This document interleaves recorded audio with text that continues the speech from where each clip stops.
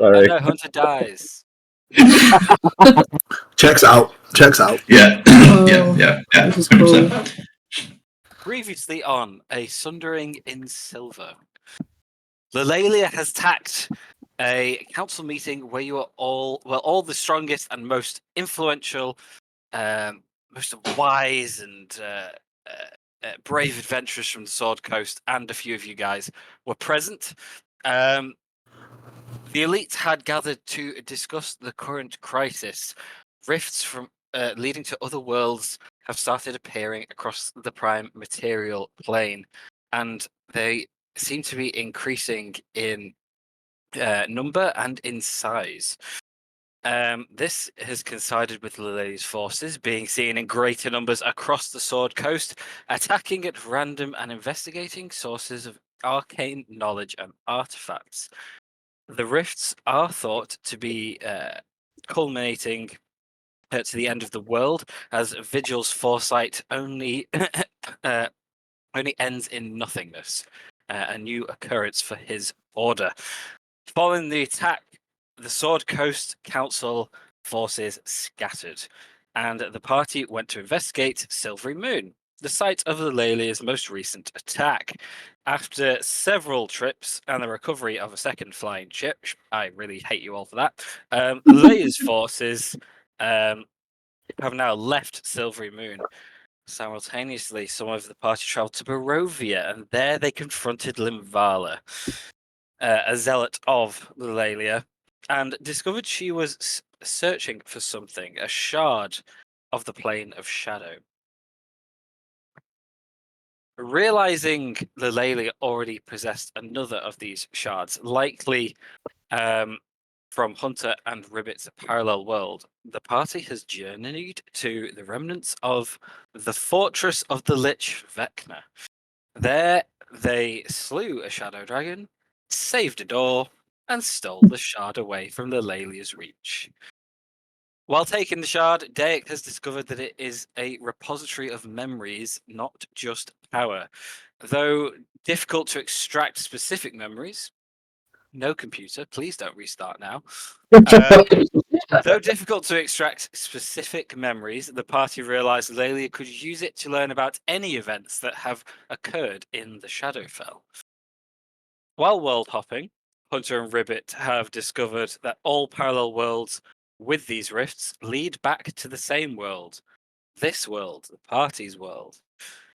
Armed with this information, the news that Lelaia's forces will soon attempt to recover a book from the Plane of Fire and a cube of teleportation from the dawn of time, the party traveled to Sigil, Lelaia's current base of operations.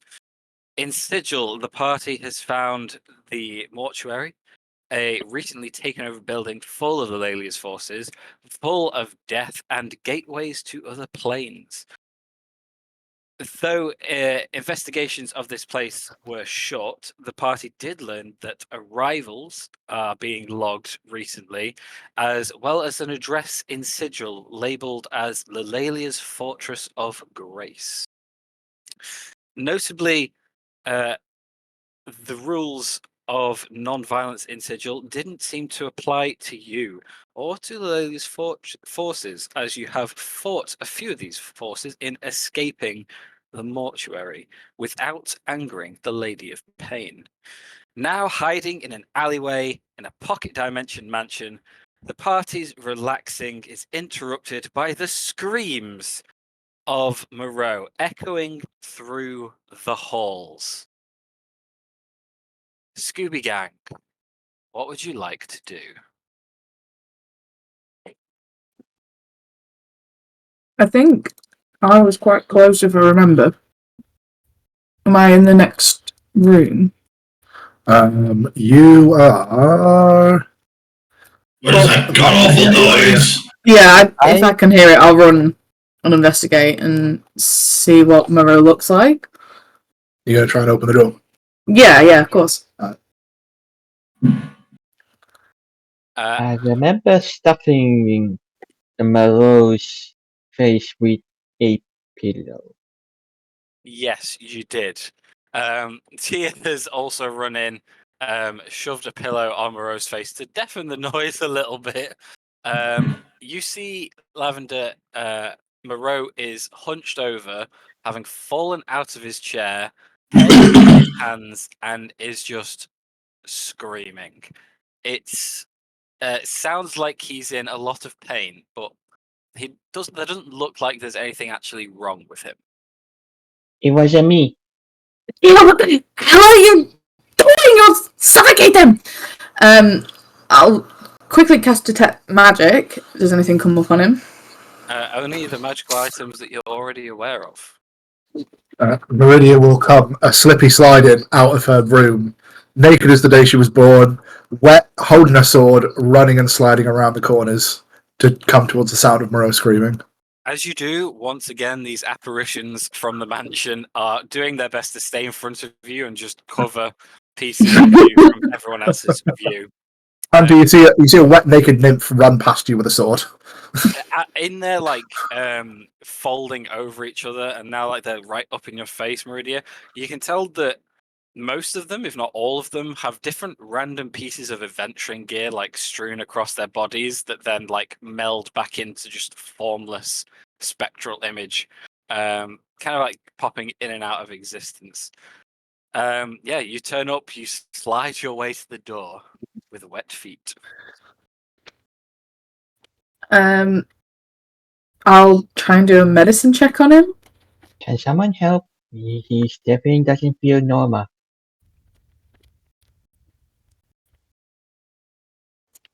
Medicine check. Yeah, go ahead. Roll me one, please. Yeah, sure thing. Medicine. Mhm. Doobie-doo-doo-be-doo-doo. Boop. Wow. You got a natural fucking 20! Great Nice. start.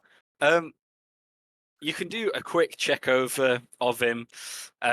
Even the few little physical checks that people might not think to make straight off the bat.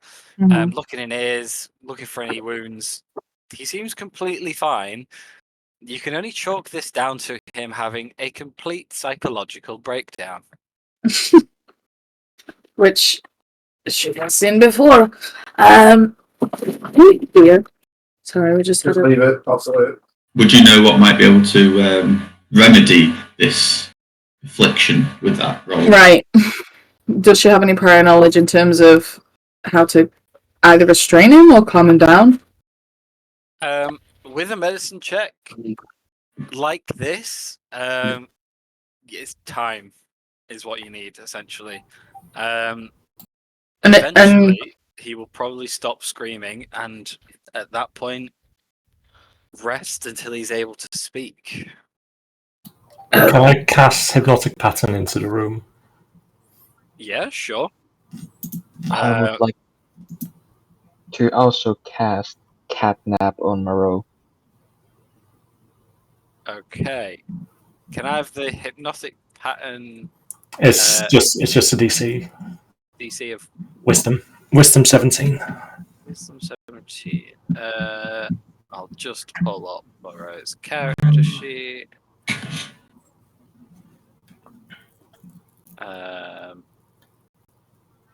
Wisdom. Boop. I don't know why it's advantage. Ignore that. But 12. So he is charmed and incapacitated for a minute. Okay. What does Catnap do? Also, technically, before that, can I have Teffel and Tia also make the hypnotic pattern? Because isn't it? It is an AoE, and I did it in the room. Yeah. Yeah. And actually, was there anyone in the doorway? Yeah, Lavender's in the doorway. Lavender could probably see it as well. Damn it! Sorry. I mean, if you ever need a favour, now's the time to ask. Wisdom. Yeah. Wisdom save, please. From you. It's you. Wisdom. Nice. No catnap. No catnap as Tia. I'm going into a nap. You are also hypnotized. As the spell goes off, the screaming does fade until Moreau is quite calm and just zoned out. I will quickly shake thingy. Got Thingy? Tia. Yeah, Tia. That's all that you need. Either be attacked or have an action used to get you out of it. Okay. So Here you come to, and Moreau is quiet and peaceful. Well done, No. Peter. You did it. What's going on? I mean, this only lasts for a minute. So if anyone has any other ideas to keep them calm. Well, I think we better work fast. I'll time it so almost when the minute is up, I would like to cast Catnap on Moreau. Okay. What's the save on that? Ba, ba, ba, ba, ba. The problem is he must be willing. He's charmed. If it's a willing creature, they will be sleeping for 10 minutes. Let me just check incapacitated. Because I feel like if he's aware of what you're doing, he would be willing, but I don't know whether he would be aware under this spell. That's a good question. Incapacitated. Essentially a shorter version of a short rest. It says can't take actions or reactions. I'm gonna assume that he is aware. So yes, I would count him as willing. Fantastic, Al. Making some calming gestures, calm down, slowly taking that pillow out of his mouth and put it under his head and casting Catnap. Okay, and what does this do? So it will put him into a rest or sleep for 10 minutes, which is equivalent to gaining the benefit of a short rest when the 10 minutes is up. Okay, cool. Good to know. And the target cannot be affected by this spell again until they have finished a long rest. Okay, good to know. Moreau Okay, by the way, we need to do it fast. We only have 10 minutes before the spell starts. It's better than 1 minute. I can't see any signs of magical affliction. I've checked him over medically. It seems fine. I don't know what else to try. Careful, you were in the room before. Did something happen?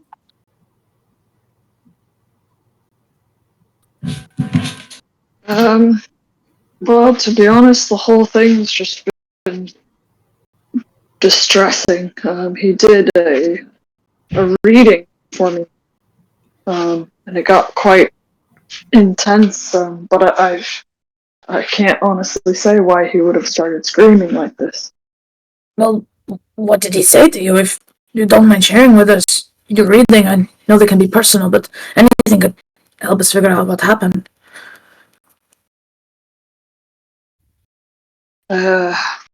Well, he did a tarot, Taroka deck reading for me. It was a bit personal. We both share an experience with those shards that we encountered before. We were both drawn to them. I'm not sure if that triggered something for him, but there was a vision of Lilalia, or at least that's what it seemed like. And almost immediately is when he started screaming. A vision of Lilalia? You mean Moreau having one? Well, that's what the cards seem to tell him, or us. I don't know how all of that works. I just know that I was interested in the shard. Meridia will poke her head through at this point and go, when this vision of the Lalia happened, you didn't see any butterflies or anything like that, did you? Lavender, you're quite good at sensing magic. Do you sense anything untoward here? No, I'm not picking anything up. Tefel, did you see any butterflies around him, or?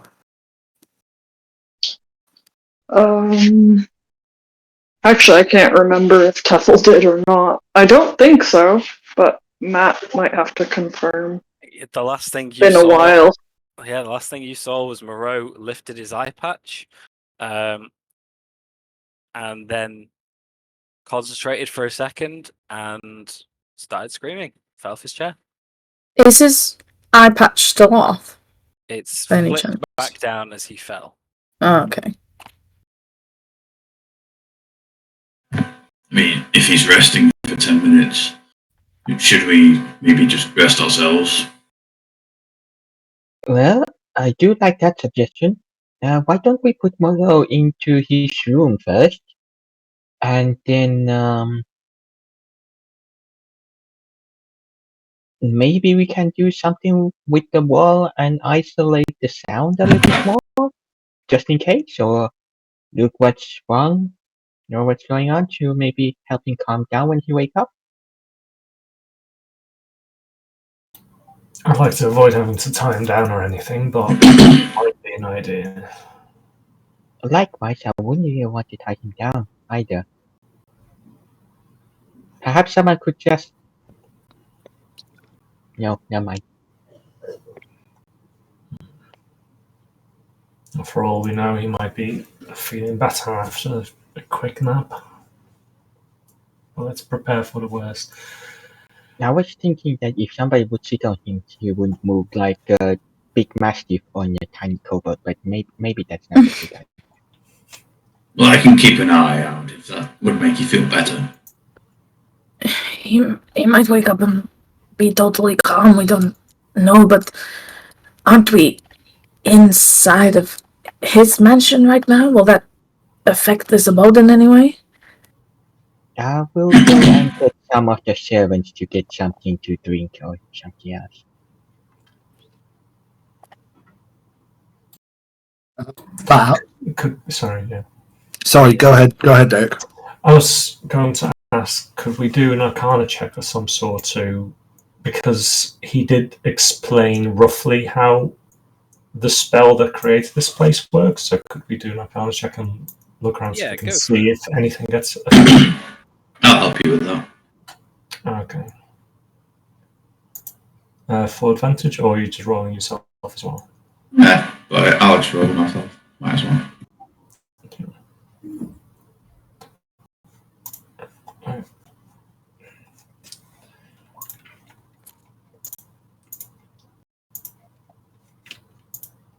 Sorry. 29. 29, you'd know that this mansion lasts for 24 hours. It is not concentration. So it should remain as is. Oh, it should be alright. It's... I imagine it's a reasonably normal spell. He doesn't seem to need to focus on it for as long as we've been here. So I think we're good for a while longer.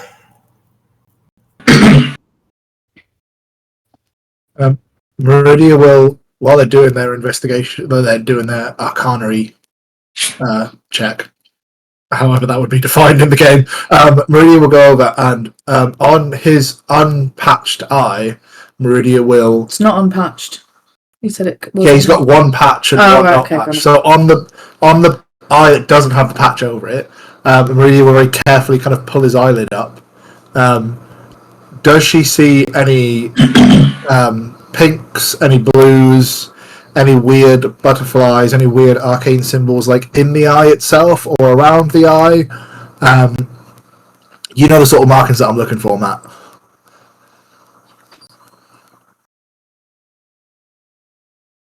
He is dead.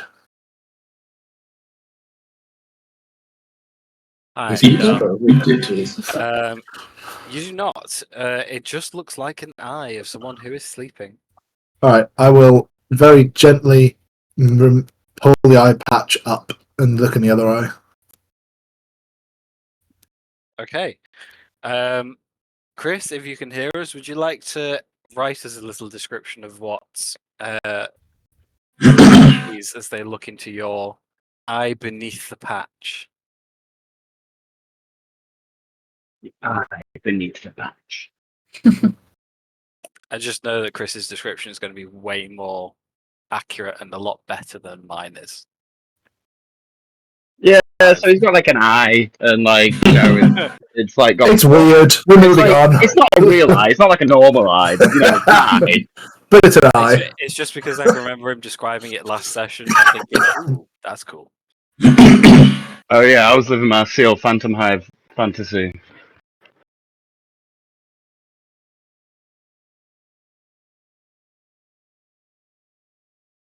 Ba-da-da-da. Yes, yes. I'd love it if the description is just that GIF. That would be much better. Oh, hello, Eve. Eve. Hi. The irony that we can see you but not hear you. I can hear you, but I can't see you. I'm trapped behind glass. Can I just quickly inspect the Taroka deck if it's around? Moreau had it out when he went crazy. It just looks like a normal Taroka deck. So Chris has said you see scarring around the outer eye, but the pupil itself is cloudy, but a different cloudy than normal. It's more like a familiar looking mist. Cryptic. Ooh. Look, isn't that just like the time when he left before? Wait, didn't we figure out that the shard of the Shadowfell has all the memories of what happened on it? Yeah. It's a record, right? Uh-huh. Did we leave that with? We left that with Vigil, right? Or is that still with us? I think we still have it. Do we still have that? You still have that because you didn't want to leave it somewhere you weren't. Yes, that was a good idea. Who currently has it on them? I think it's me, right? Yeah, Yeah. it is Lavender. Yeah. Lavender. Maybe there's something that we could do to help Moreau while he's in this state. If he is connected to Barovia, and Barovia is part of the Shadowfell, so maybe if one of us touched it and went in there looking for him, or a memory of him, then maybe we could find something that might help if this has happened previously. I would love to see the dots that connected those two thoughts, but we can certainly give it a try.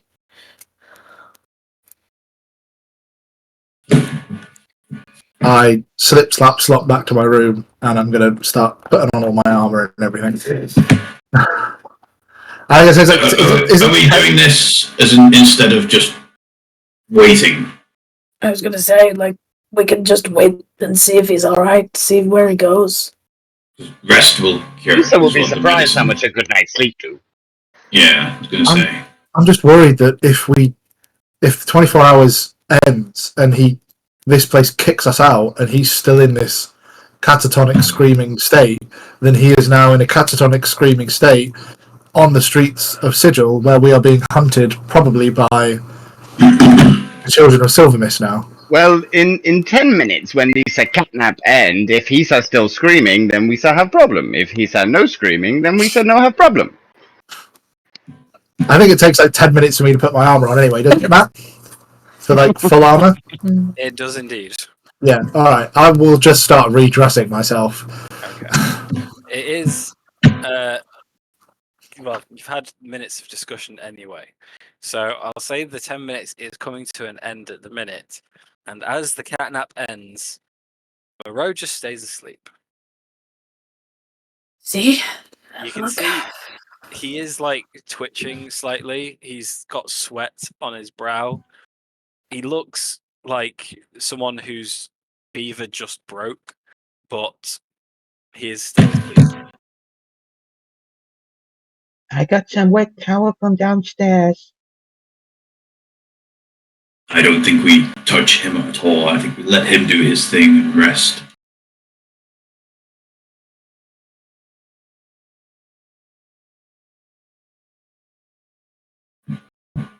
I don't have that kind of ability. Yeah, Kate says, Eve says, dumb question, but has anyone tried reading his mind? I can't do that type of. I can try. What? You do that? You just read in my mind? If I wanted to. Oh, Since when were you planning on telling us that you could read minds? you sneaky bugger. I mean, I can detect thoughts. That's the. But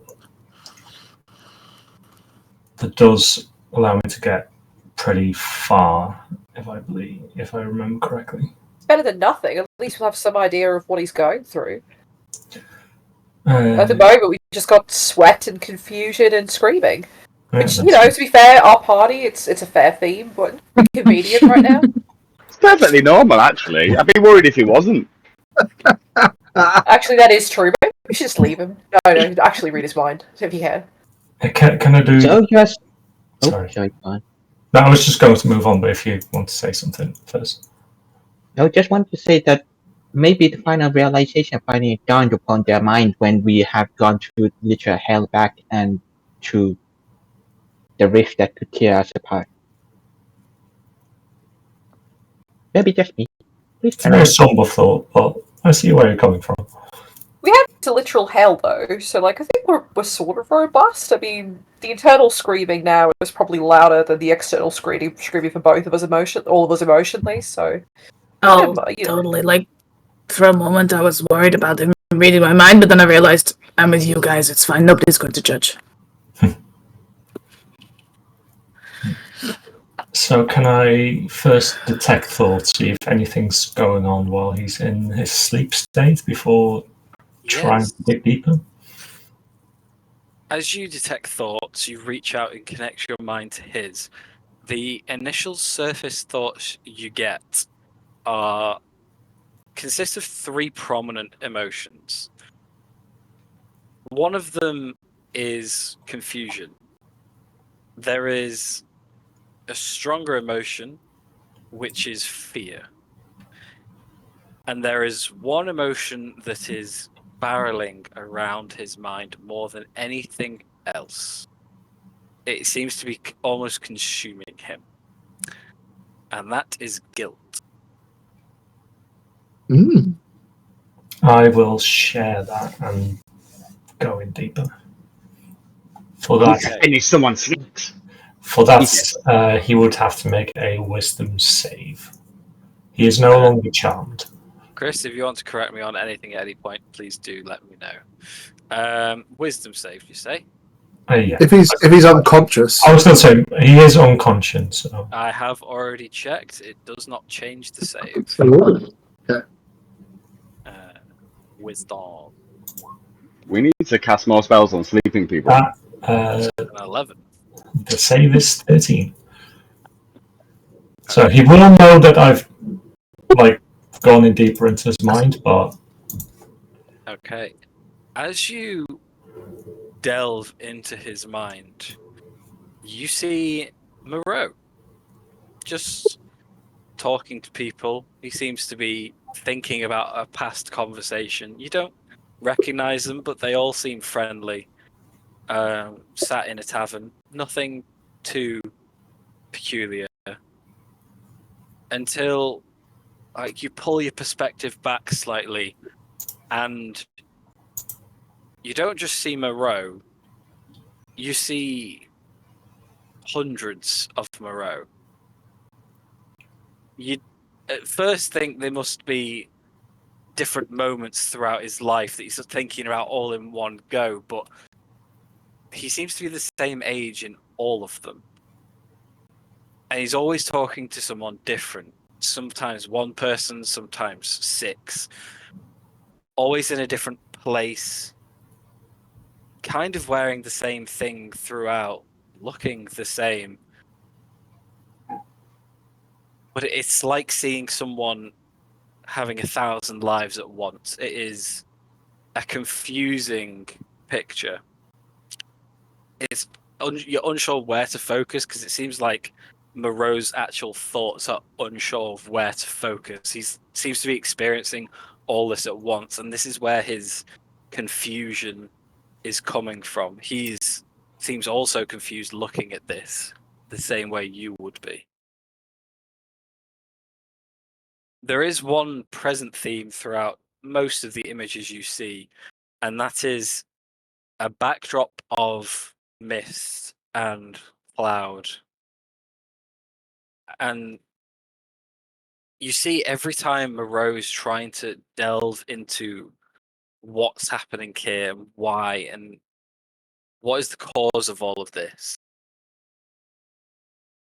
all you can hear is a soft woman's voice, which, just as it's about to become audible, you hear a distant scream. Not quite tangible, not quite real. A superimposed one, almost as if what you would think of if you thought of what does a woman screaming sound like. It doesn't feel like part of the memory. And then Moreau's focus is pulled back, whether forcibly or out of fear, and back to this kaleidoscope of imagery, and back into the confusion once again.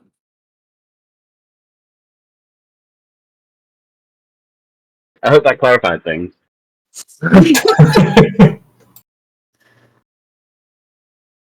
Do you share this knowledge? Yes, I will.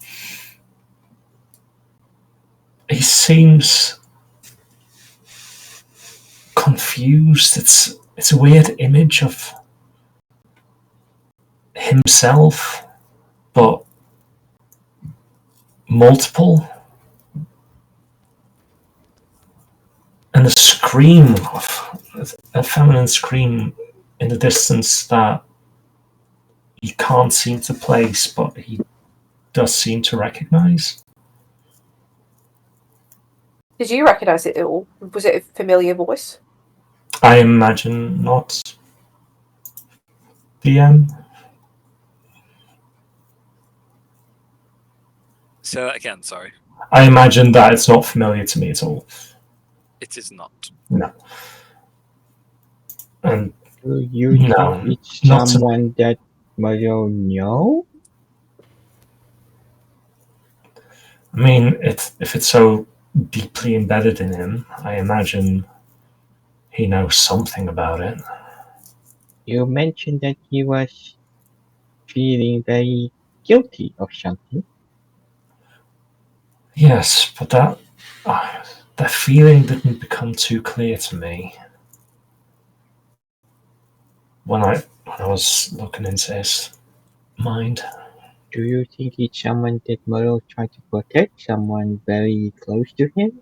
Someone And that he whenever failed to protect. he tries to get close to it, his guilt pulls him out of it, or as if he might not consciously want to remember it or deal with it, or something like a past trauma or something? I hate to also put this into the mix, but if he was messing around with the Taroka deck, and as Tefel says, there was a vision of the Lelia or something to do with that, then she may have a hand in this as well. Well, there was some sort of mist or some sort of cloud in what I saw. And well, she is called Silver Mist, it's in the name. And that's not pointing any definitives anywhere, but it might not be too far a stretch to think that.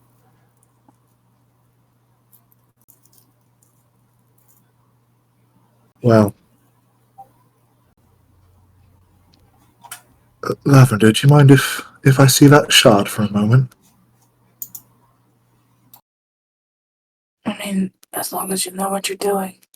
I don't think any of us know what we're doing, but if it means I can try and maybe find something to help Moreau, then I'm willing to do it. He crafted this place for us to hide out from the children of Silver Mist. I'm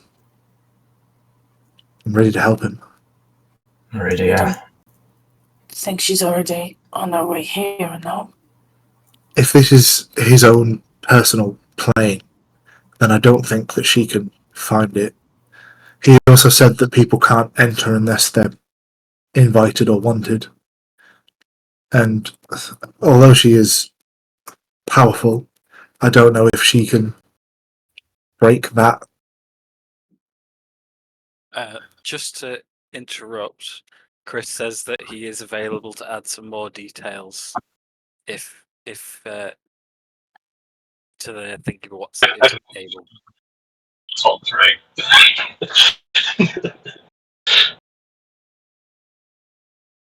So the cards.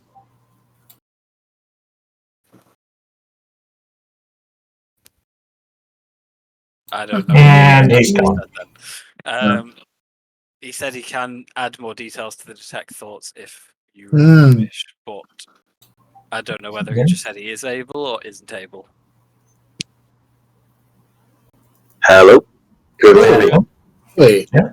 Yes. Hello. Yeah. Hola. Right when that started. Trim Wi-Fi might be a little bit spotty. But yeah, what Matt said was pretty much perfect. But if there's, I'd say the only thing I would say is if Dave wants to make an intelligence check. Sure. Just straight intelligence? Yeah, straight intelligence. That is a soft 20. Soft 20. Yeah. I'd say with a soft 20, like you've done this. Vital knowledge never to be heard. You've done this is all we heard, Chris. Old book and the bookshelf is almost. Hey, bud. Like every page, every book is Moreau. And the amount of people there, based on what you've seen and what just that knowledge, the amount of. Moreau has told you previously he was in Barovia in the Domains of Dread for about 7 years. Based on this, he's been there decades.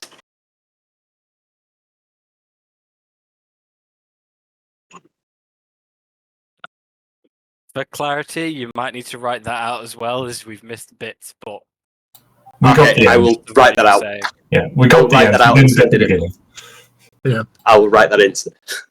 Awesome. Okay, I'll jump off now and I'll write it out and send it in. Ta. Cheers, big man. Carry on, folks. You done this. Shut up, you. What's the plan, gang? Steady, guys? Still holding. I had a thought. Do you think that when Eulalia should or could be using Moreau like as a puppet of some kind? That sounds very possible. Yes. If she, for those of us that have the Eulalia into them, she can do that, but it's she only tends to do it with us. I haven't really seen her or heard of her really trying to take over somebody else, but she does tend to be able to enter into us, and we become her hand, as it were.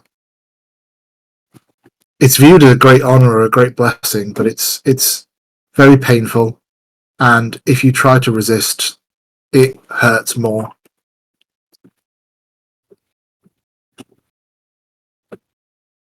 Not accusing Moreau of anything, but it wouldn't be beyond her to like kind of plant him into our party and use him against us, against his will. He might be unaware of it, but all of this just seems too weird and coincidental. Maybe Moreau is Lelalia. Have we ever seen them both in the same place at the same time? Oh, God. Moreau doesn't feel familiar. She has, when you're near her, she has a presence that kind of washes over you like when the morning sun first hits. You know, when you're waiting for the sunrise.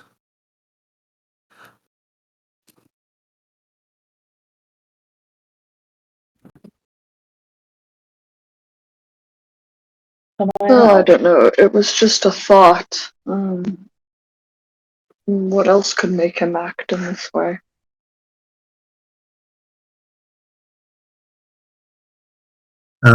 Lavender, were you getting the shard? If you want to try, sure. Right, She yeah. will Please remember reach out. what I told you about the shard. Yeah, but I'm aware of that. I'm aware of what happened, and I can try to avoid the same thing.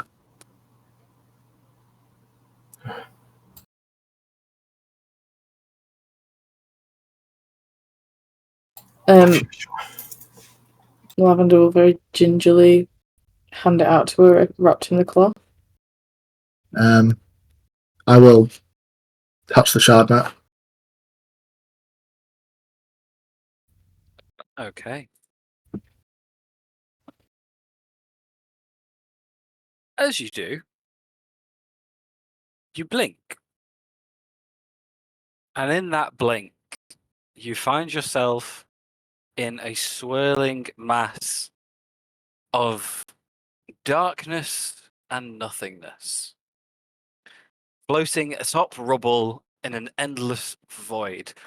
Whispers and voices, ghosts of ghosts surrounding you, completely alone. Okay. What is it doing? I will draw my sword and hold myself ready in battle stance in case any fuckery happens. And I will shout out, Ezekiel Moreau! Dr. Ezekiel Moreau! I summon you here! I summon your ghost, I summon your memory!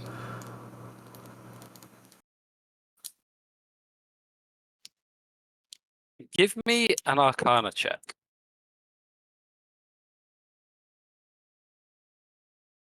That is a 23. No, 22. 17 plus 5.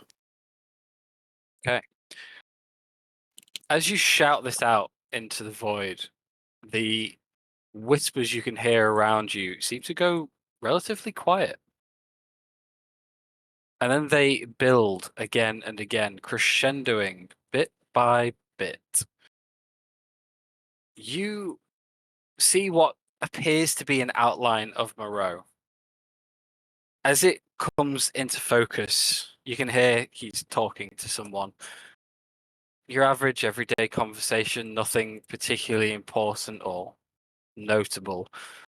But as you try and focus in and listen to it, it's really, really hard to get any kind of detail as someone is talking over the top of him. Trying to get that, like, why is someone else speaking out of your head, like really annoying, like two voices in once. You turn around and you see behind you Ezekiel Moreau talking, different conversation, different attitude, but it's still Moreau. And then another one appears, and another one, and another one, and another one. And eventually, all around you, there are hundreds of Moreaus, all seemingly on different days, different points, slightly different demeanors to all of them, but still clearly the person you know. Hundreds of them scattered around you, just fragments of time. In a chorus of normal conversation, which individually would be nothing, but now altogether is deafening. Right. Okay. I thought there was just going to be one of him. Can I try to? I want to walk over to which one. Which one looks the most like our Moreau that we know? That I'm aware of the way that he looks. Give me a perception check. Okay.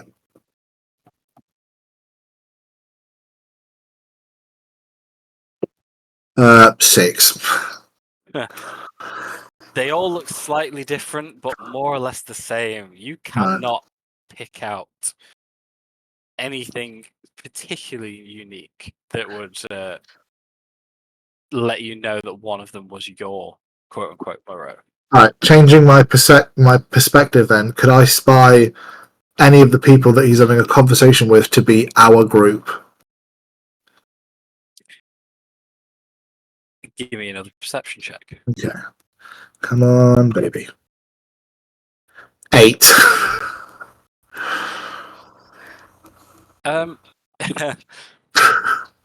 Looking around, you can see like bits and like shards of people that he's talking to. From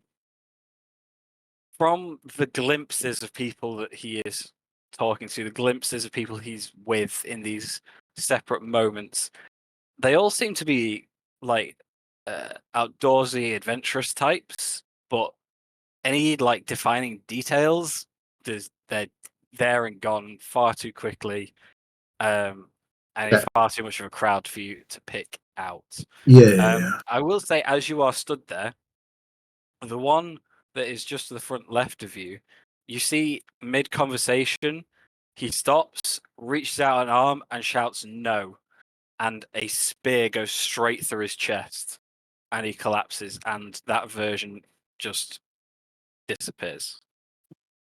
I'm sorry, what? You saw Moreau get a spear through his chest, and he disappeared. After shouting no? After shouting no. You didn't see who to, but it seemed like his conversation ended quite abruptly. Right.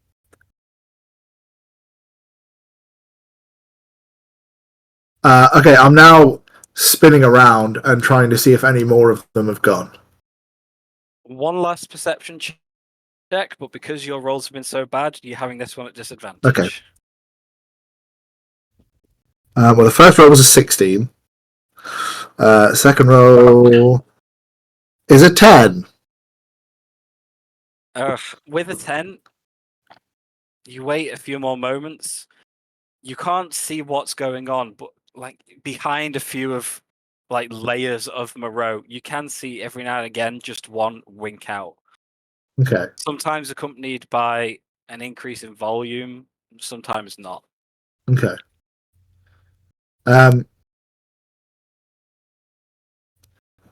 Maybe if I wait. Don't look at me. Maybe if I wait here, the one last standing Moreau will be the most recent Moreau because he's not dead. I will say that does not appear, despite the fact you've seen a few wink out, there does not appear to be a diminishing number of Moreaus here. Oh, right. Okay. Okay. I will try my hardest to come over to this one here. And can I try to listen into their conversation through the cacophony?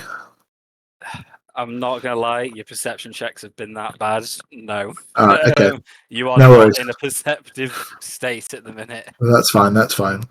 I mean, at least this is useful information because it means that there's been more than one Moreau. Okay, I will begin to start making my way through the hordes of Moreaus, and judging by how Dayak said he got out of here last time, I will begin to start making my way across these platforms. Yeah, easily navigatable. You can make your way all the way up to the bright light over to your east. Amazing. Right. Fucking hell, that's a lot of Moreaus. Okay, I will I'll take one last look at everything in here, make note of the big swirly purple thing. And oh, God. And I will leave. Okay.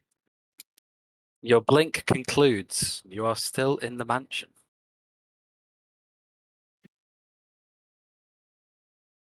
There's lots of them. Dave, I think that what you saw in Moreau's mind wasn't that there have been or are hundreds of Moreaus. They've all existed. I watched a few of them die, but they're all like he's lived multiple lives. What do you say? Like he keeps popping up or something? Like in different timelines, realities? No, because they're all on this memory or this record of him on this play on this plane's Shadowfell.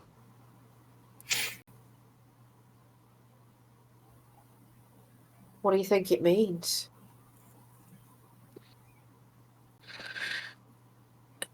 Is he immortal? Is that what he meant?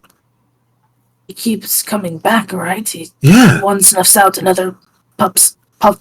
It's like unless somebody keeps resurrecting him, but it's only him. You can't do that to yourself. Not that I know of, anyway. Do you think that you shot different types of Moreaus there, right? No, they all looked relatively the same. has Lavender ever? Sorry, go on to Oh, sorry. I was just wondering if there were any younger versions of Moreau, or was that exactly the same age, very similar copies of Moreau's there? I don't know, Tia. It was when I called out and summoned him, I thought I would find Moreau and just be able to just see or question what's happening right now to him. But when I summoned Moreau, there were hundreds that popped in all at once, and the noise in there was just a cacophony. It made it very hard to focus and concentrate on anything. From what I was trying to see, there were so many of them that I couldn't really differentiate between ages. Oh, sorry, you were saying something, Lavender? would Lavender have ever come across like a anything in terms of like trapped souls or how that would work? Other than what we already know, of course. Like, does this sound like any type of ancient magic or anything like that she might have come across? You can go ahead and give me an Arcana check or a History check. Okay, we'll go with. That's not you. That's not me. That's you. Did they react to you at all? No, I watched a couple of them die, but none of them seemed to react to me being there. They didn't notice me. So they died and disappeared? Did any appear? No, they all came in at once, like one after the other. But when one of them died, it didn't really seem to make a difference. There were just so many. I'm just wondering if Moreau is, theoretically speaking, trapped in some kind of a time loop that keeps repeating itself. If all the Moreaus you saw was relatively the same age, looked similar, and then, I don't know how that is possible, but maybe. They accept the overriding feeling that he had was guilt. What could he possibly be guilty about?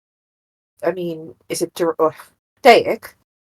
The guild, did you sort of get a sense of where it was directed? Was it towards us or himself or something else? Wait. Eve, what if you were right? What do you mean? In what way? All of the people that he was talking to all looked like adventurer types. Looked like people like us. What if you were right? What if he's been planted here? In amongst us. Do you really think that could be true, like our friend? I mean, I know that. I mean, I know I've been betrayed. I've been betrayed before in the past when on my travels, but I just can't imagine him being like that. But you said that it might not be his fault. Like he's sort of trapped. But he clearly isn't happy about doing it. He has remorse, and. Maybe that's also why he was very shifty on going into the mortuary with us. He really didn't want to come inside. Maybe it's because he didn't want people to, if we ran into any children of Silvermist, for them to notice him. Oh my god, he's not in armor or anything. What if he's a Shroud member? Lavender's just going to go and seat herself in this corner. And she's going to just quickly start setting up a scrying ritual. Meridia turns around. We have to kill him. We have to kill him now. Stop being so reactionary. Let me see. We can't just kill an innocent man without knowing that he's actually, truly going to hurt us. We have to figure it. We have to figure this out between us. Maybe he was just very guilty because he took the last biscuit or piece of meat and someone else died and they never got to eat it. Well, people don't generally kill someone over a piece of meat unless, well, generally don't. So it must be more serious than that. They could be incredibly guilty of something like that because they never get to say goodbye or get to,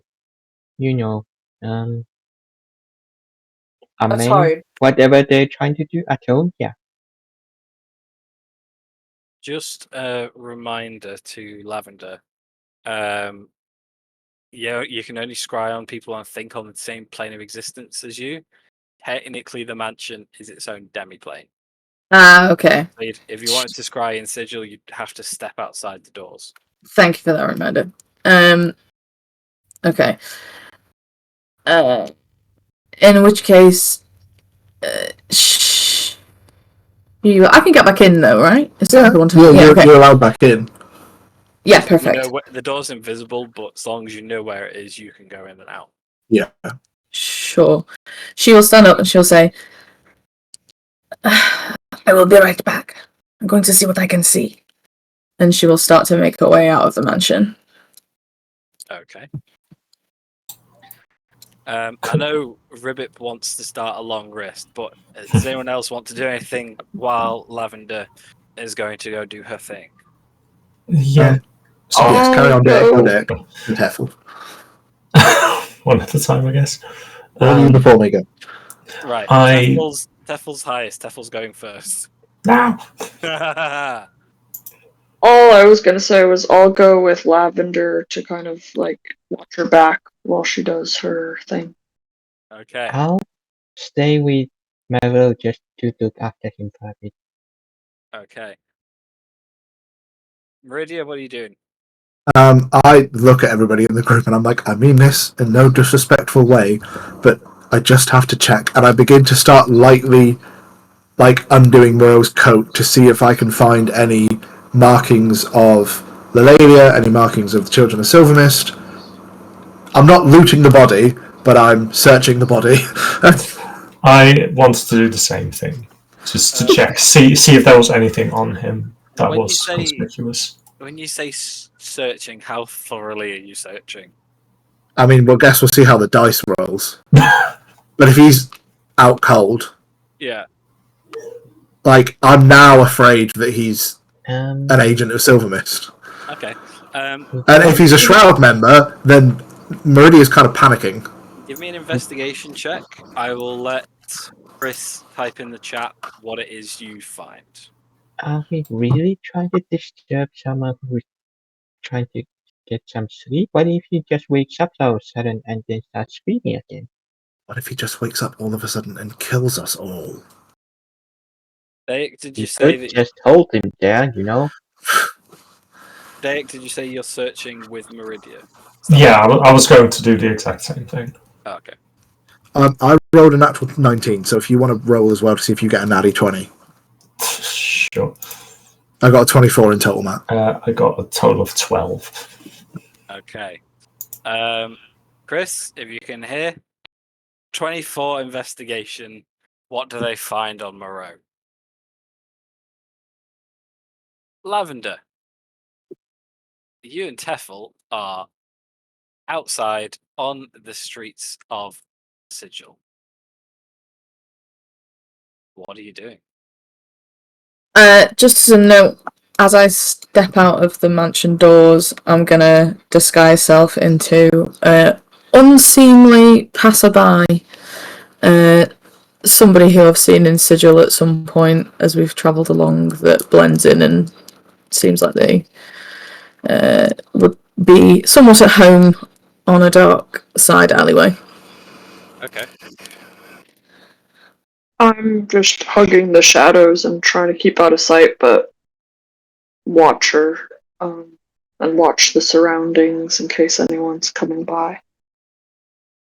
Okay. Give me a perception check, Teffel. Do I have to? Yeah.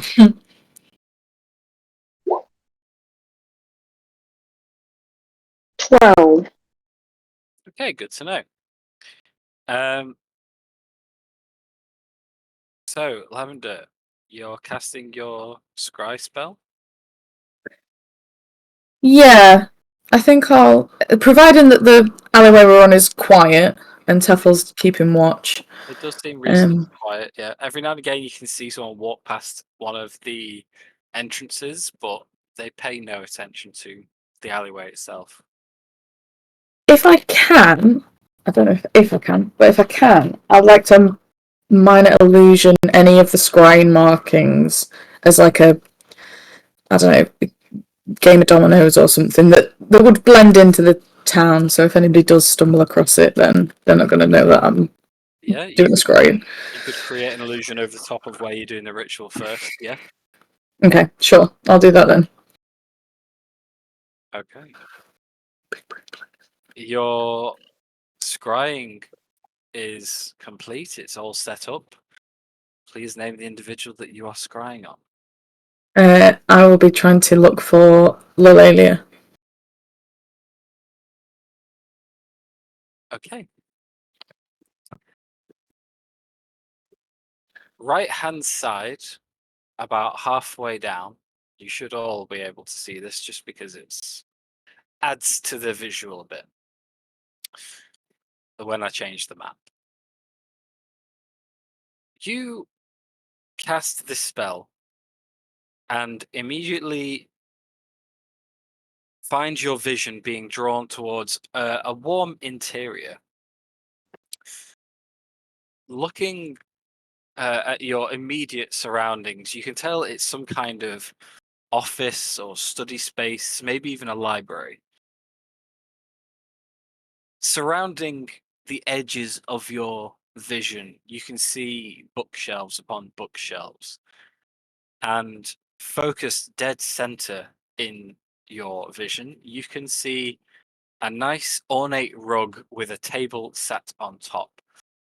Atop the table, you can see piles of open books and maps and scrolls, and one Lelalia Silvermist hunched over the table, staring at an open book. I'll put you on the map.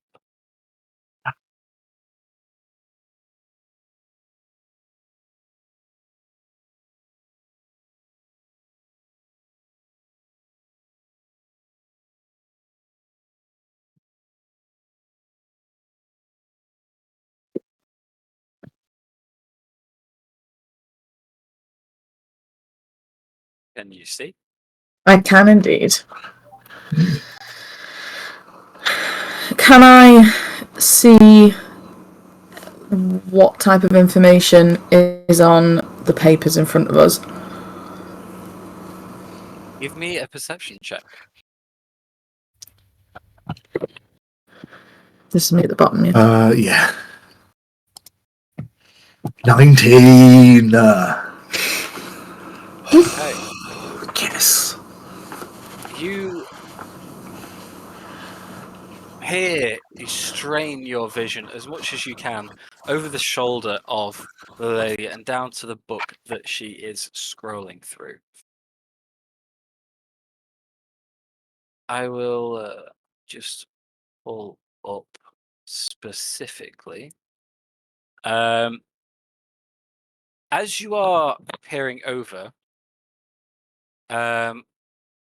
you see the words lying traps. You see something about the find traps spell. You manage to make out the word treacherous lie. And then the book slams closed.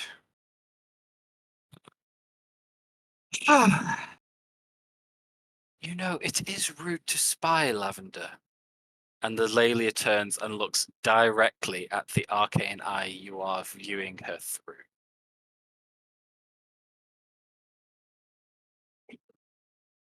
Can I respond to a screen? Don't know. You can try.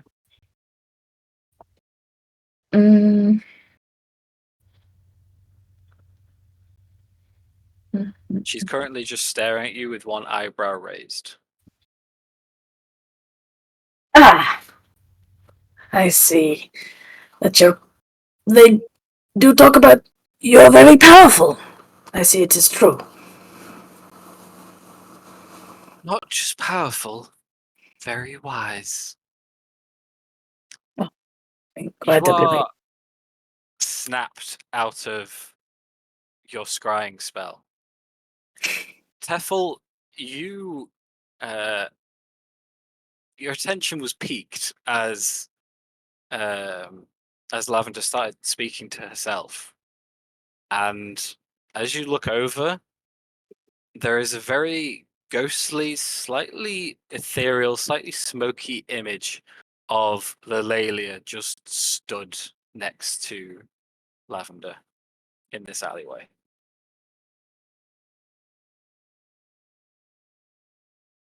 I'm just gonna try to still keep out of sight, but I'm panicking inside. Am I still linked psychically to anyone? He's currently on another plane. Yeah, you're taking on another plane of existence, so no. Then I'll just panic inwardly and try to keep out of sight if I. What is both of your passive perceptions? 12.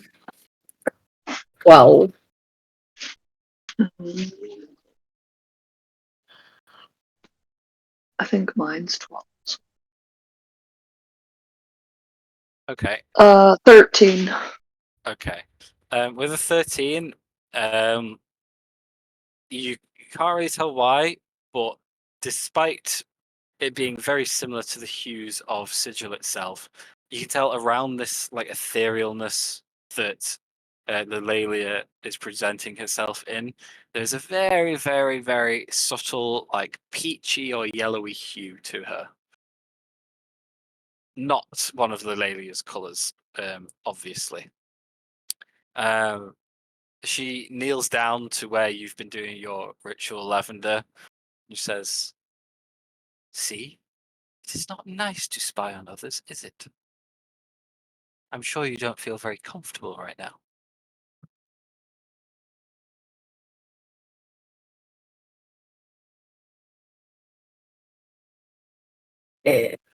Can I help you?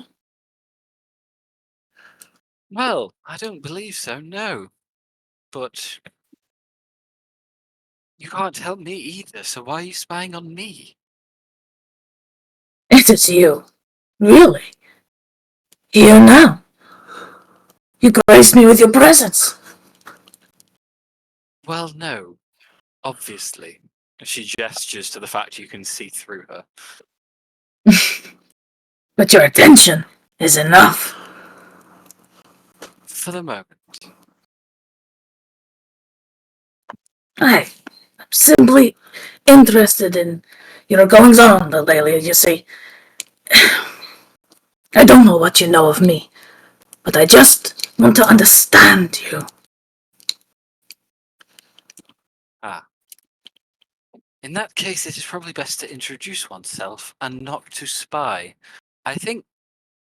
Hold on one moment. And she turns to her side and just pauses as if she's listening to someone that you can't quite see. After maybe 30 seconds, 45 seconds, she nods and says, "Ah." Turning back to you with a smile, she looks you dead in the eyes and says, "You just want to know me, is it?" It is a funny way of showing it, Lemon. Well, it is my ways. We are not too well acquainted, but I like to, as I say, get to know my foes. Although you know what they say about enemies and keeping them close. Yes, well, I do not think Brother Relaine is very close anymore, is he? I think he'll find he's ever so close. He's been very useful for us, actually. From what I hear, your little band banished him to another plane.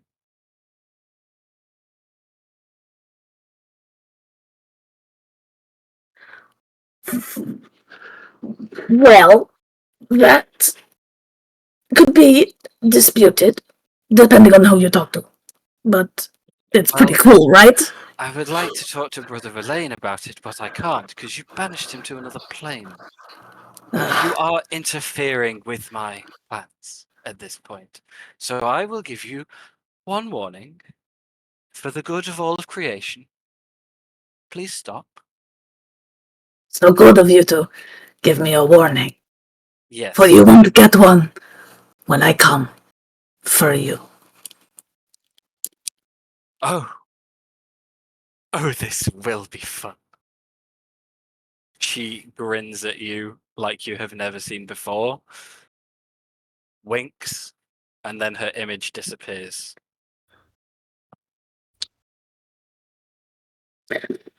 I think we should go. I think we should go right now.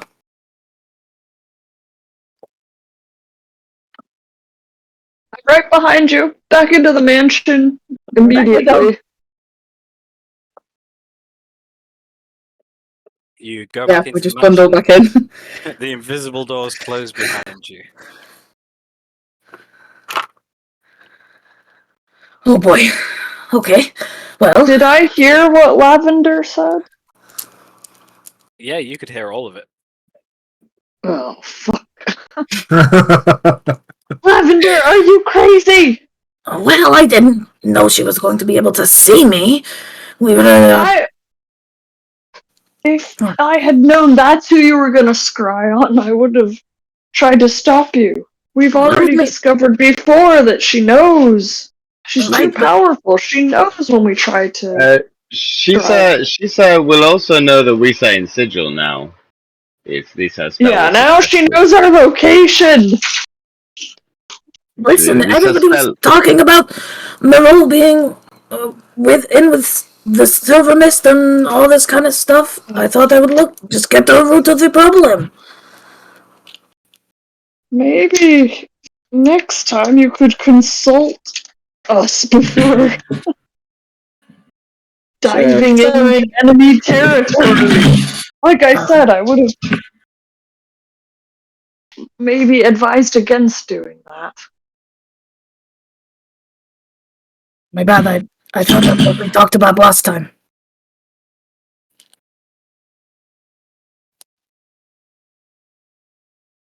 We have to work together. We can't keep doing things secretly. from the group. Well, of course, I just get my, head on a lead and I follow it. Sometimes it doesn't leave us the most savory places, but it can get things done. To be honest, it was probably only a matter of time anyway that she knew we were here. You know, she Especially tends to have a way of finding where we are. I mean, especially after what we did to Brother Relayan. It already sounded to me like she has a lot of intel on us. She knew all about him. And me, putting him off to the other plane. She knows it's us. I think we're just running around under her eye at this point. We are right in her city center. Well, I mean, we found the address of her fortress, right? Here in Sigil? The address, do you want to send a letter or something? I mean, if she knows that we're here and she's got forces here and they're obviously going to start searching for us, we may as well just cut out the fucking middleman and go. I suggest, since we're probably in one of the only locations we can do this, pretty much risk-free is, I would very much like to have a rest very shortly, because I am depleted. But after that, sure, do whatever. Okay. Would somebody be able to... Should we watch over Moreau while he sleeps? I am watching.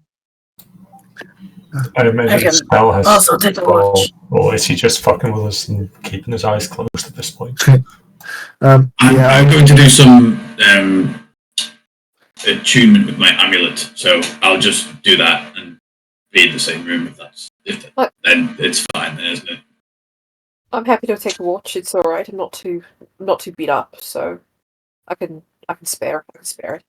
Well, I only need to really sleep for half the time if you all, so I don't mind doing one as well. Means I had so bad. Josh, I your need to microphone, sleep. Josh, when you unmute your microphone, sounds like it's being dragged across gravel for the first few seconds. So maybe unmute, pause, and then speak. Let's have a muted nap now? then, shall we? No, you're here now. I'm back. Yeah, Misa needs sleepy. Cool. Is this the plan then? Long rest. Yeah, I think that's a plan now. Okay.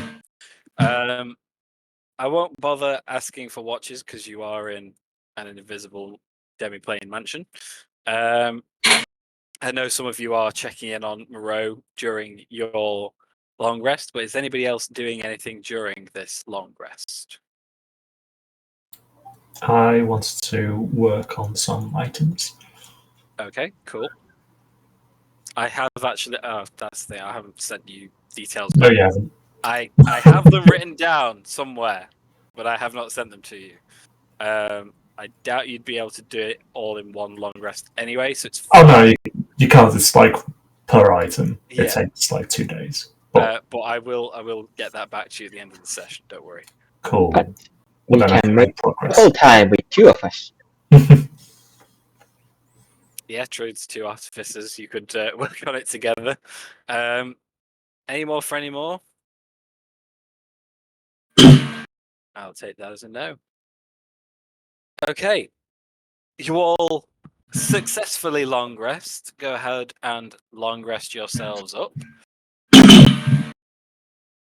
As you awake, let me just pull my time up. 10, 12, 1, 2. Okay, cool. You will finish your long rest around.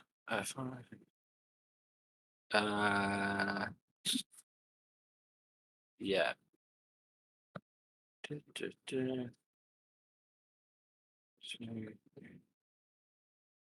I can't count, guys. I've lost the ability to count. I want to do my long rest in my room. Cool. Opposed to just crowding Moreau. Well, yeah, I'm assuming most of you are doing that. And just if someone's going to check on Moreau in the night, you'll go through to there. I mean, if someone wants to stay with him, they can, but I think all of us being in there is a bit fricka. Cool. You guys will finish your long rest around 6 a.m. As you awake, you are all refreshed. Moreau still seems to be out cold for now, not being disturbed in the night. I will say one thing that has changed, or that one of you does notice, is Tia. You wake up feeling a bit strange. It takes you a few moments to put your finger on it. It's like something's missing, but from within you. You're able to deduce it quite quickly, given your affinity for magical items. You realize that you are no longer attuned to the cube of teleportation.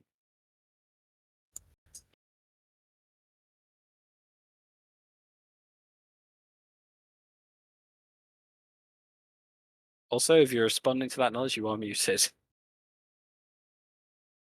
And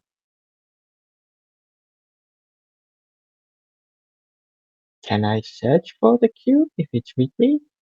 Yeah, you go ahead and search your bag for it, and it's not in there.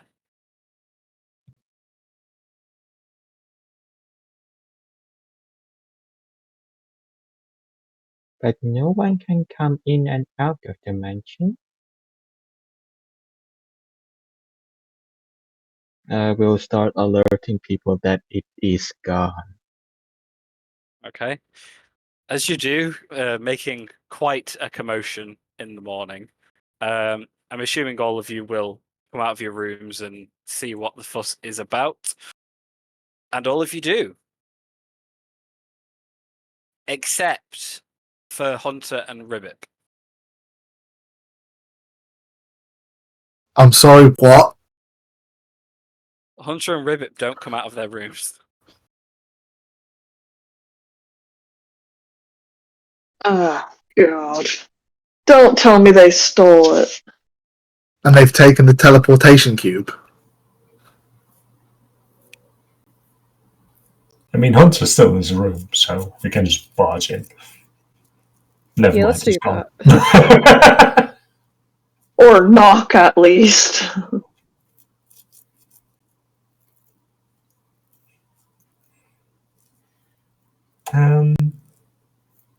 Yeah. Can I investigate Hunter's room to see if I find any traces or where he might have gone? You can. His room is exactly how he left it. It is roughly around this time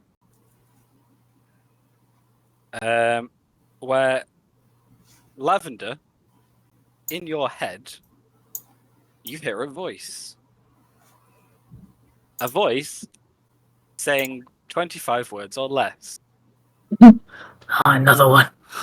Jack, what does she hear? So, don't panic. We'll be back at about 10 o'clock in the morning. We're doing some testing and research. We have a plan to run by you. Oh, wait. No, it's not just another voice. It isn't. It is an actual message this time. Hunter, they said that they're going to take it for some research. They'll be back at 10, so not to panic. Oh God, what are they doing now? Let's hope it doesn't create another rift in the fairy fabric of space and time. From experience hanging around with them for a fair amount of time, they seem to have a way of stumbling into the right answer despite doing all the wrong things. So, fingers crossed, their experimenting leads us somewhere. They haven't given us a reason not to trust them yet. Right. And You know, I have to give it to them. It works out. You know, I'm more concerned that they came to my room just to steal the thing without notifying me. You know, they could have just asked. That is deeply disturbing. Also valid.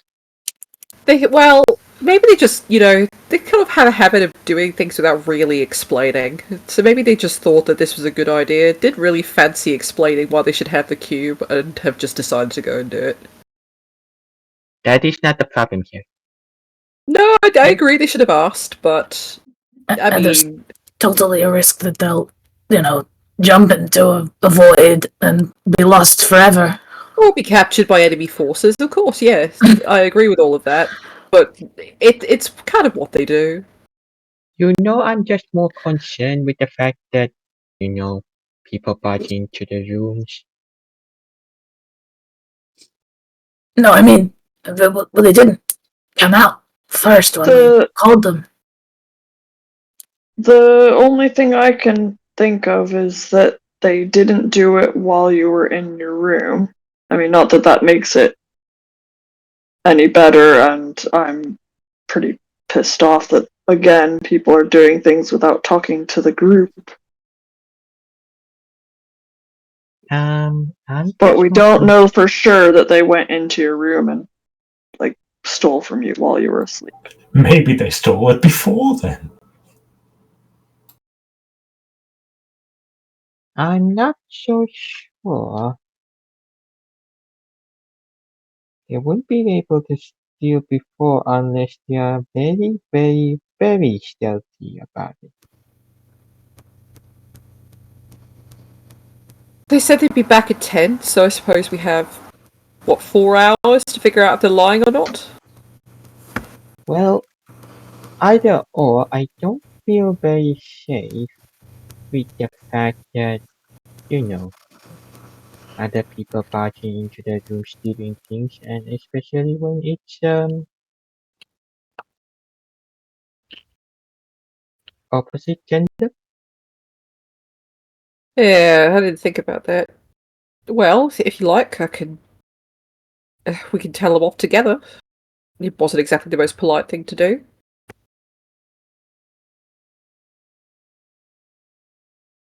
So, in that brief few hours you are waiting for them to magically reappear, I said that as an anecdote, but you never know. It's D&D. As a metaphor, even, not an anecdote. Is anybody doing anything else in addition to what they were doing on their long rest? I am very surprised they didn't get one of the cannonballs from the bag of holding, but sure.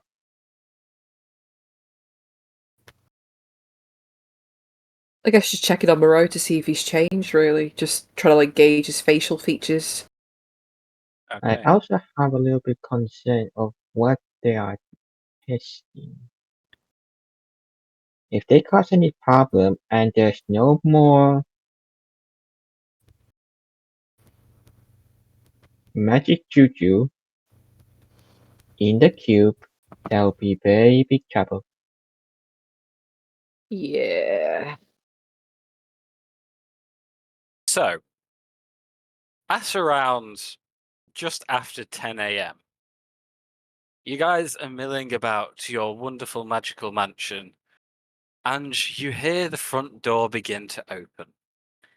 And we're going to take a 5-minute break there. Okay. See you all in 5 minutes, guys. Cool.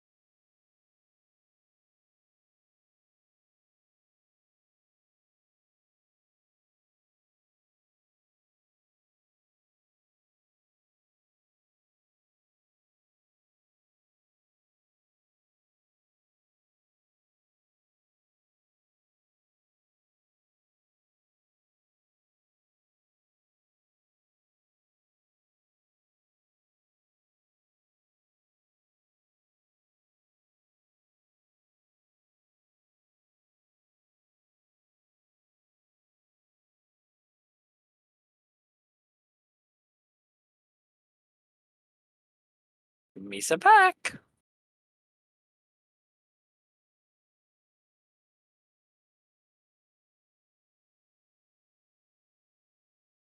Hello.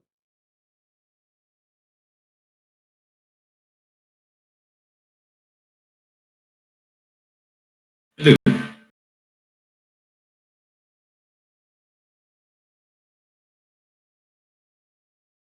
Everybody.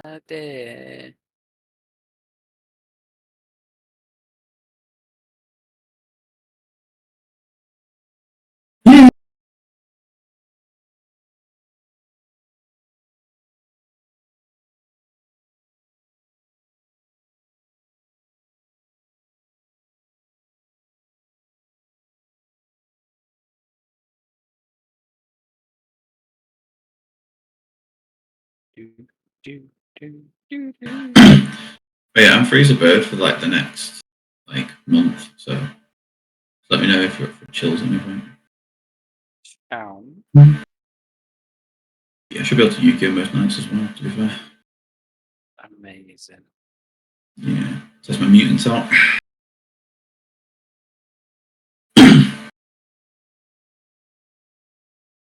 Is anybody back yet?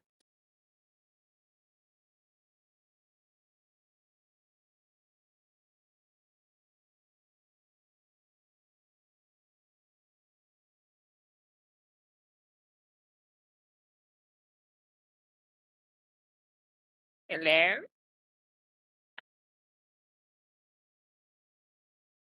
Hello. Yay.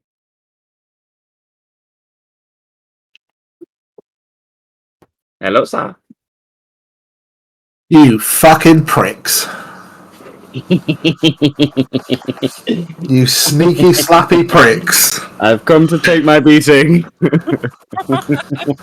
Spank me. Stand me down. Oh my god. I activate the sword for the first time as I walk towards Ribbit. Is everybody definitely back before we kick off, or at least listening?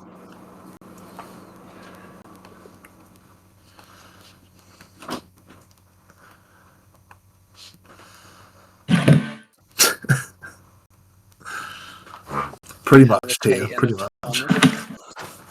And a Labrador. We have an Eve, we have a Frankie listening. You, Thomas, and Kate, are you there? I just got back, sorry. I believe you Amazing. is. Kate will be a minute, but yeah, she'll be back soon. Okay. We can start without her. She's Okie dokie. Alright then. The front door to the mansion creaks open. Ribbit and Hunter, take it away.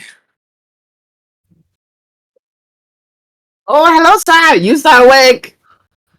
We, sir, bring breakfast.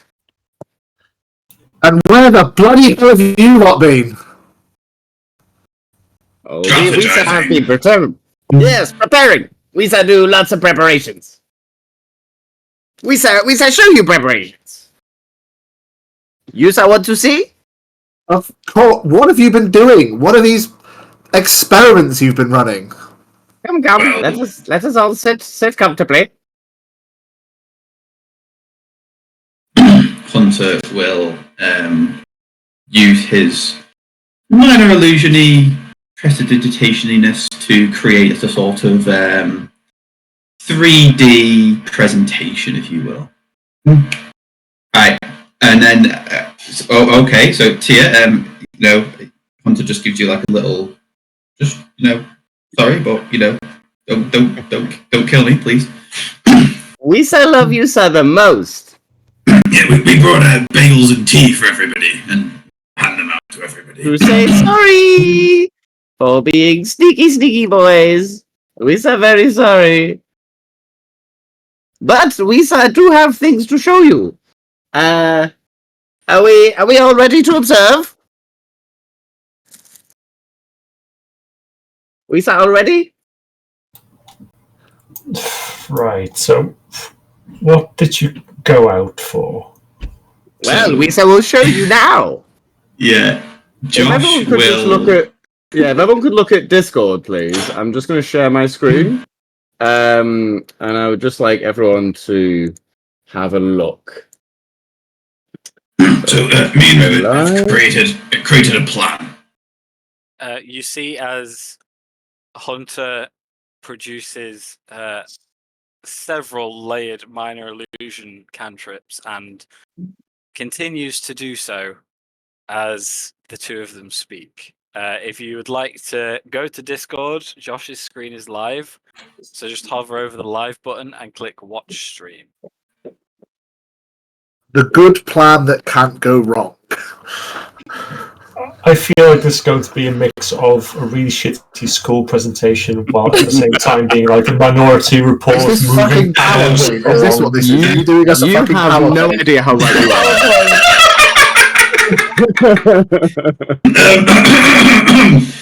So, if everyone is sitting comfortably, Wisa will present to you the good plan that can't go wrong: the infiltration of Brimstone Keep.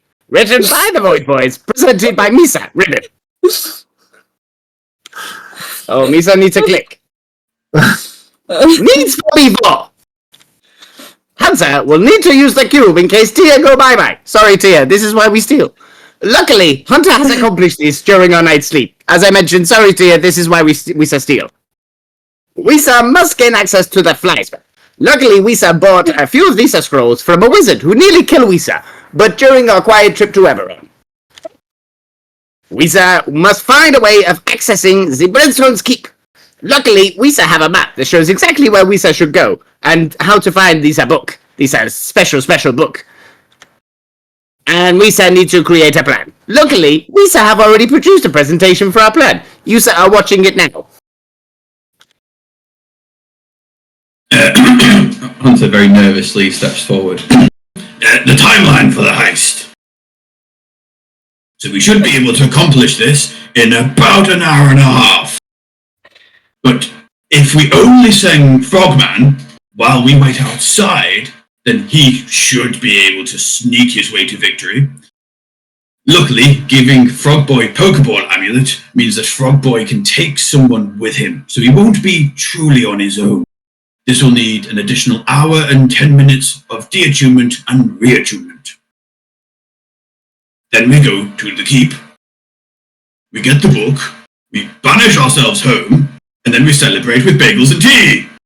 Oh, and here are some bagels and tea we said prepare earlier. And then It begins to hand out bagels and tea. Show the bagels and tea, please.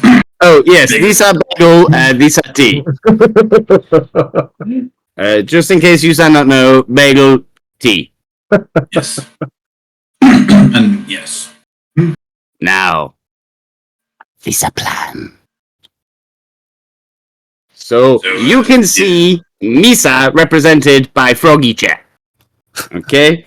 Misa, Wisa, when Wisa analyzing this map, Wisa noticed that there is only one bridge at the bottom. And these are lots of guard towers around this bridge. And we say, no, Wisa no go near the bridge. So Wisa come over here and go down this wall. Then Wisa only have to skip one wall, and then Wisa be very quiet. Because Misa will be invisible flying frog. So Misa go here, then Misa go here, then Misa go here, and then Misa go in here. You see? Now Misa is over here. So then Misa enter lava room. Misa go over here and go through this door. Nope, wrong button. Misa then go through this door, and then through this door, down this corridor and through this door. Misa come round and through this door, and then across this corridor through this door until Misa have book. Any questions? Remember there are stupid questions. But what do you think? Will this plan work? Next time on Find Out Next Time on Void Boiz. Yeah, one question. If Hunter is the one creating all these slides, so to speak, why did Hunter tell Ribbit to go to the next slide? Because reasons. It's a performance art. Yes, it's back and forth. So what do you think? Do you think Misa make a good plan? Misa go invisible flying frog, Misa sneak through, take Misa book, and Misa leave.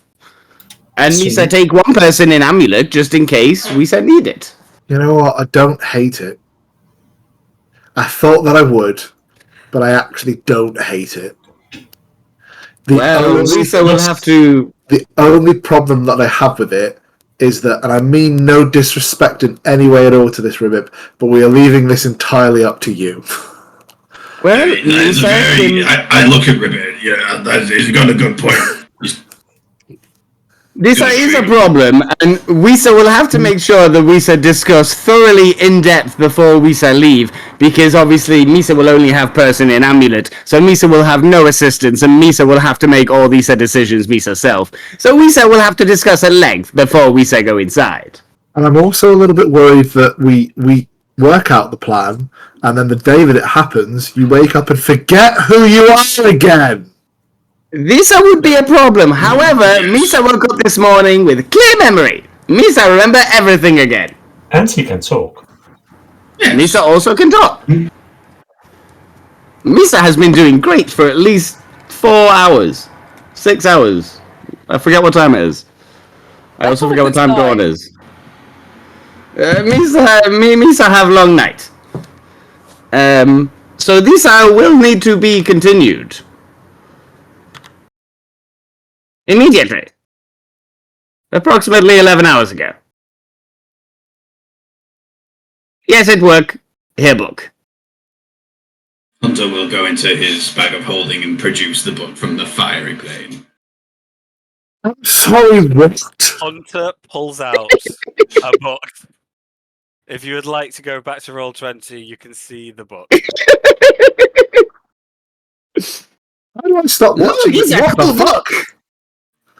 It's a very cool book. It's like a nice, easy read. Thank you for watching Misa show.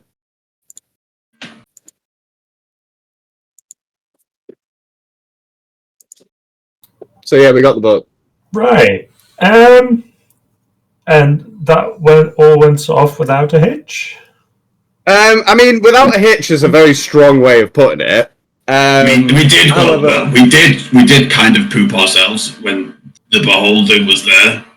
Yes, Misa enter the mouth of this face, and Misa see giant beholder with lots of eyes, but thankfully he's sleeping. So Isa was not too bad. Misa just float by nice and slow. He's a little eyes see me, but big eye no see me. If big eye see me, Misa would have been dead. Misa would have been very dead. Misa would have been visible, unable to fly, and Misa would not have been able to take Hunter out of this necklace, which means that Hunter would have been trapped there forever.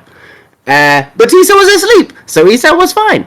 So Misa sneak past, Misa open door, and Misa find a little fox man. Little devil man who look like fox. Misa read book.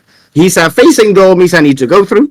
Misa no know how to open door without Misa see me. So Misa poke over this pretty thingy and smash on floor. Misa look at floor. Misa go through door. Great. Misa end up in his bedroom. But Misa know, because Misa have map, that there's a door. There's a corridor. So Misa look around and Misa find secret door. Misa go in secret door just in time because Misa hear demon appear in room behind Misa. Misa go through. Misa find room with a blood fountain and lots of pillows. But Misa was too scared and Misa went straight through. Misa then find a corridor with two giant statue golem people, which Misa thinking they are guards, but they said no do much because Misa pick lock on door. Misa just goes straight in, and then there's a scary face on wall. So Misa say ah, but then Misa see book. So Misa pick up book and then book eat hand because book mimic. And Misa was no good, so Misa get Hunter out to save Misa, and then Hunter do some spooky things. Yes, there was it was like a face in the wall, wasn't it? Like a gargoyle face with a red gem. Yeah, scary lava face. So it looked, when I had looked at it, it looked like you could press the button. So I used my mage hand to press it. Later did I know that if I had pressed it, I'd have been fucking disintegrated. But that's for another day. So we went through this secret door. We ended up in this weird, I don't know, how do you describe it? Like a black room of like magic, like aurory deathness. Yes, it's a small room of darkness and death. These only windows led to eternal darkness, and we are scared to touch them in case they take us into eternal darkness. But then we break reality by just using banishment on ourselves. Yes, we used Mage Hand to scoot the book into the bag of holding that was on the floor, banished ourselves, and we went home. But all that was before we got past how many I don't know, tens of devil guards with true sight. And was there a red dragon? There was a red dragon, wasn't there? Misa forget. Outside there was a red dragon, and these are demon ladies that Misa cannot say name of. Iriniers, something like that. They have big wings, spooky ladies. And they are on walls, but they no see me. They no see Misa. Misa too sneaky. Boy. Misa too sneaky. Then we banished ourselves back to this plane. We messaged Vigil, but he was asleep, so we had to wait till morning. So we have also long rested at this time as well. We went to Vigil. Yes, Vigil was asleep. Misa was sleeping. Yeah, so we couldn't wake him up. So we got back to Vigil. And then he couldn't help us get back to you guys. So there was only one other place that we ever knew that could have possibly even the chance of getting us there. So we went to another reality again, where, we had a look around and we found a shop that we'd been to in the area before. And luckily, they had a scroll of plane shift, was it, Ribbit? Yes, she only have 3 special scrolls, and one happened to be the plane shift. Yeah, so we went back to Vigil, we got bagels and tea, we plane shifted here, and now we are here. And that's right about when you guys came in. Yeah. Hunter embarrassingly and shamefully hands the cube back to Tia. Give me 3 reasons why I should not shoot you right now. Number 1, I would get hurt. Number 2, you'd probably feel pretty bad afterwards. And number 3, I can't think of the third one. We did get the book. We got the book. Yes. Have any of you read the book? Fuck no. We said too scared to open book. We said no even touch book. As you look upon the book, all of you can hear abyssal, deep whispers in the back of your mind. There's like a darkness creeping around your irises every second that you gaze upon it. Put it back in the fucking bag of holding. Very unsettled looking upon this book. What do the whispers say? You can't make them out. It's like they are talking about you and not to you. Forgive them. Look at that one with the big nose. Oh yes, these are book talk too. He's a talk very quiet though. We don't know what he say. Yeah. So we thought rather than risk everybody, and we'd go and take it, bring it back. And now there's one less thing that the lady really wanted that she cannot now get. Exactly. Sorry. And how sure are you that you weren't followed? 100%, because the only person who saw us is now dead. Yes, and Issa was a mimic. And it was a mimic. Issa was a book. Misa's scared of books now. It turns out in the room marked X was not the room with the book in it, was the room with the fake book in it that nearly killed Frog Boy. In fact, we did, how much damage did we take? Did we take 2 damage the whole time? Oh, yes, Misa take 2 damage. Yes. But, we survived. Yes. Yeah. Now, what do you guys want to do? Someone want to read this a book? Misa no magic enough to read this a book. Next time, ask. Misa appreciate this. Okay. Ribbit bows deeply.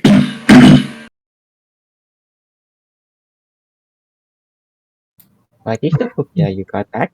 And does anyone have any idea what might happen if we open it? Lots of bad. Well, when we found it, it was open and it was like it looked like it was reading itself. Like the pages were flipping and it was like windy and shit. So as we put it in the bag, it closed itself. So we didn't really get a look. We didn't really want to waste any more time. We'd got what we came for, so we left.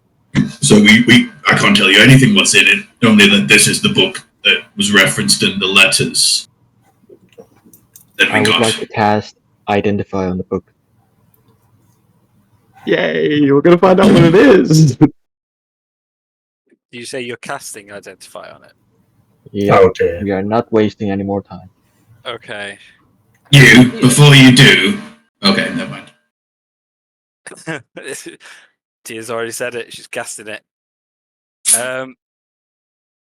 Tia, placing a finger on the book, casting Identify, you feel a deep sense of unease and dread as information flows to you about what this item is.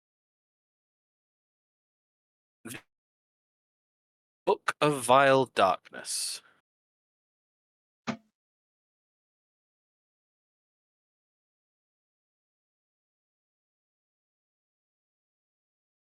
Okay. So for context, Jesus, that's a long description. yes, I'll read out the information you get about the book in general rather than what it does from your Identify. So, the contents of this foul manuscript of ineffable wickedness are the meat and drink of those in evil's thrall. No mortal was meant to know the secrets it contains, knowledge so horrid that even a glimpse of the scrolled pages invites madness. Most believe the lich god Vecna authored the Book of Vile Darkness. He recorded in its pages every diseased idea, every unhinged thought, and every example of blackest magic he came across or devised. Vecna covered every vile topic he could, making the book a gruesome catalogue of all mortal wrongs. There is a greater description than that, but that is your general summary. Feel free to. Well, I'm glad we review didn't it touch later. it. Jesus. I'm terrified of this book now. You were already terrified of books. Yes, this one hasn't tried to eat me yet, though, so Can it's a win you so read far. books? Read's a strong word. Read's a very strong word. Misa like pictures. Misa much prefer pictures. Pictures in one-worded pages.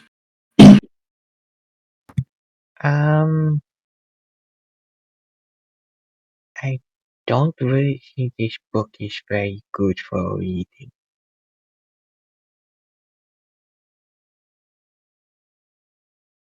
Mind me, I'm very curious of his magic spell and things, but it's a bit too dark for my taste.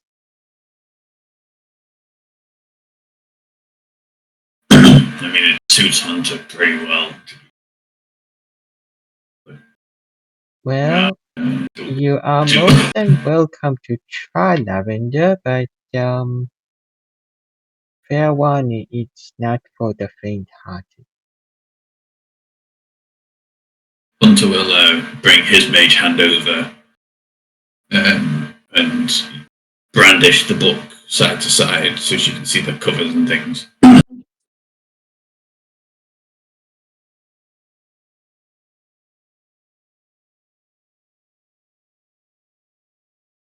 I like the idea that Hunter's Mage Hand is holding it and Lavender's is turning the pages. I've not opened it yet. Lavender, are you actively trying to read it or glean something else from it?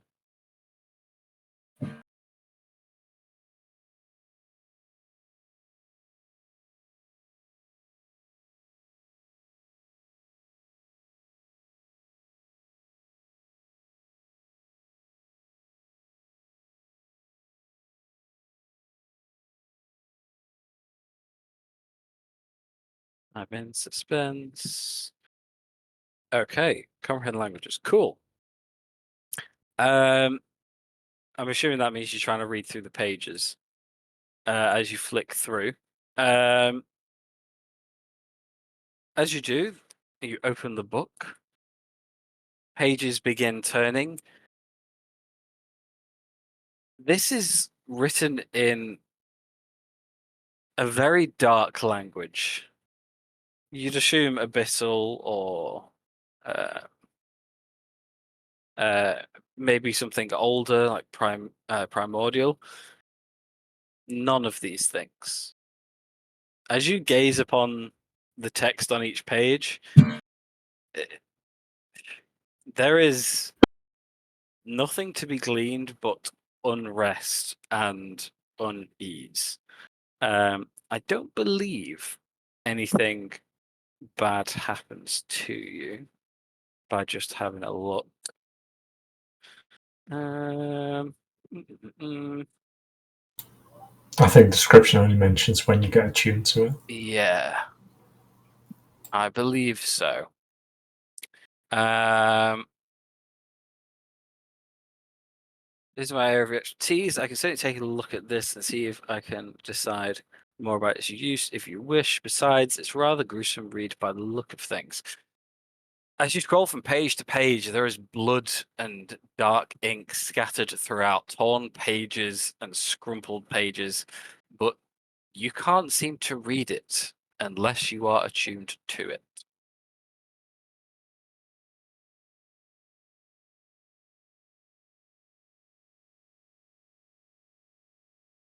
I strongly advise not to attune to it.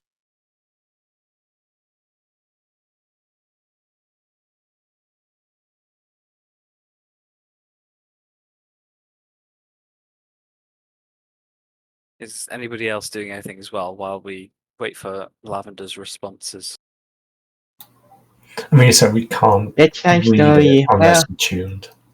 to be fair, if you want to give someone nightmares, then yeah, bedtime story.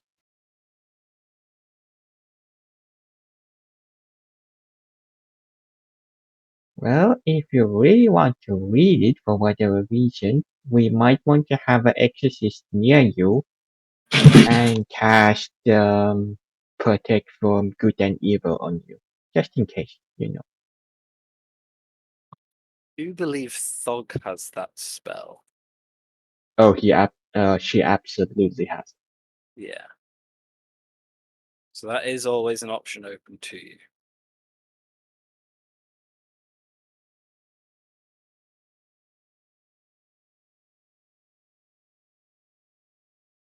I also have protection from evil and good as well.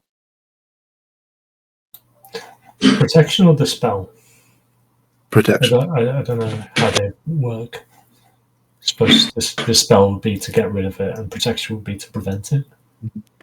Yeah, right.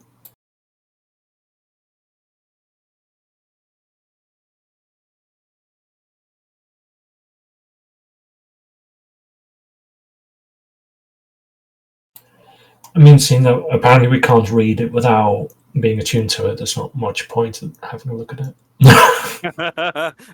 Absolutely not. I mean, at the same time, is there any point for us staying here if we have what we wanted, apparently? Well, you know, it's a safe place for us to sit and figure out what we're going to do about it. For a few more hours.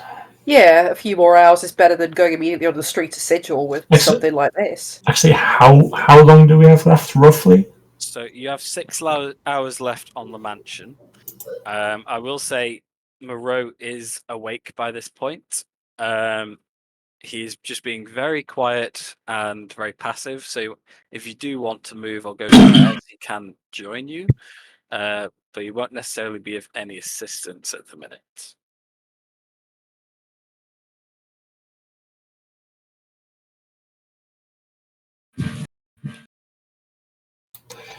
Can I do just surface thoughts, attack thoughts on him? For now, it's the same as it was before. Okay.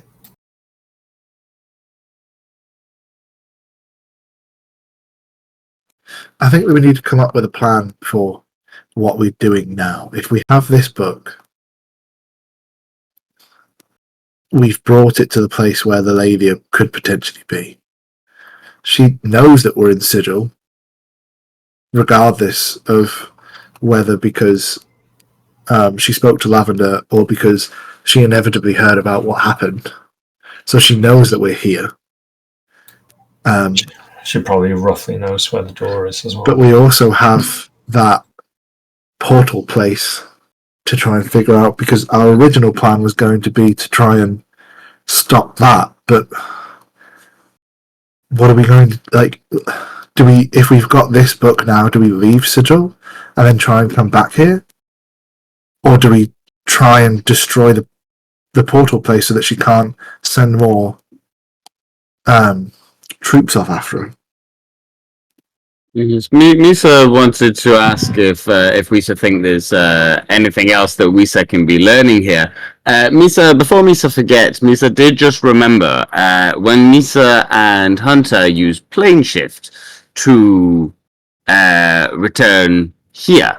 Misa encounter a door, and this door open, and this a lady that Misa believe Lady of Pain, and she said let Misa through. So maybe she's on Wisa's side.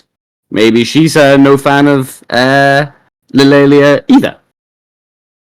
You guys may know more about Shisa, so Misa thought Misa should say to you that. I'm sorry, but not only did you do all of that, but you also met the Lady of Pain. Yeah. Shisa let us through the door, yes. She's quite nice, she nodded. She's a very nice lady, very pretty. No, you just very said that. Maybe the reason that if it is the lady that's creating all these portals, maybe it's because the Lady of Pain is not allowing her to use the spells like plane shift and travel through the plane. So she had to create something new to circumvent her. So she's going to alternate realities rather than conventional means. If yes, we do believe this Lady of Pain maybe is being controlled by Lilalia and forced to create these portals to Sigil, but we are not sure. We said just theory crafting. Wait, the Lilalia has forced the Lady of Pain to bend to her will? Possibly. We know that. I believe that she's the one who led people into and out of Sigil, and so if these portals is opening, we think Isa must be the Lady of Pain, but these portals being opened for Lilalia's forces. So she's either working with Lilalia. In this case, we wonder why she's let Wisa go through and not block us, but if she's working under Lilalia or being forced by Lilalia, then this would explain why she's let us through, so that we can stop Lilalia. I will contextualize a little bit, because Hunter would definitely know this. Maybe not Ribbip. But with the previous role that you have done, Hunter, for some of this information, you'd know that the Lady of Pain is able to keep gods out of Sigil if she wishes.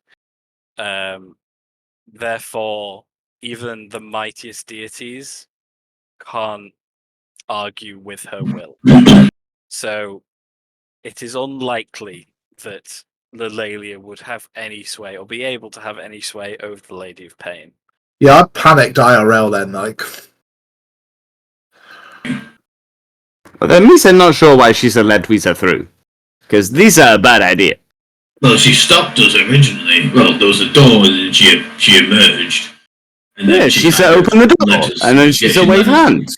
Yeah. Yes. Shisa was very nice to Wisa, and Wisa no nice to Lililia. So these make me very confused. See, book and information.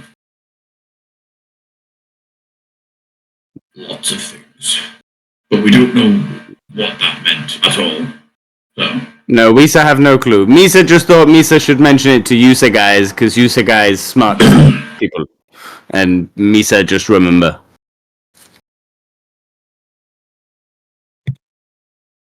This is all very much before I've even finished my bagels and tea. Which are delicious.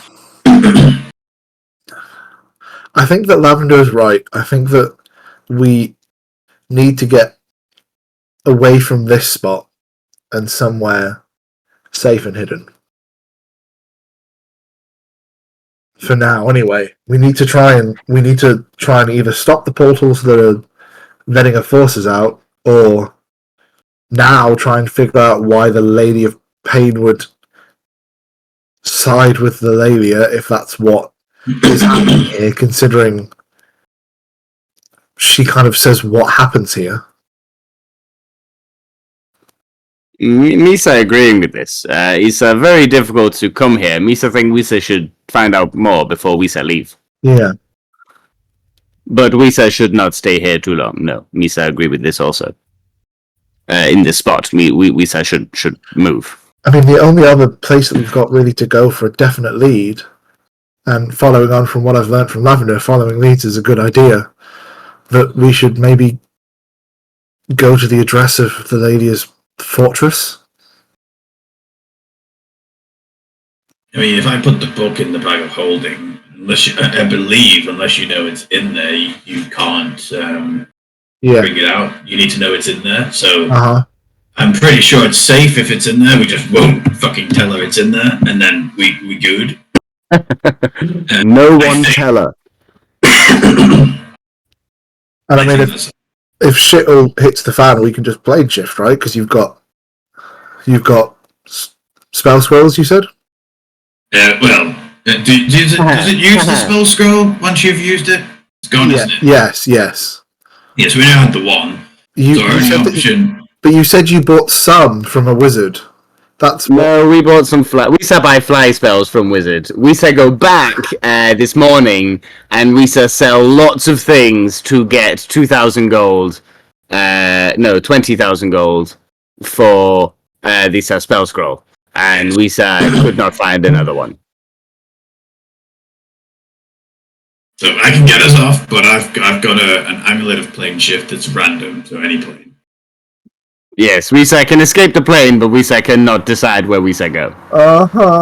Meridian just very slowly puts her head in her hands. Hunter. Also, banishment may work. Banishment has not failed us yet. Yeah, that's how we got back. Yes, Tia. Did you at any point use the cube?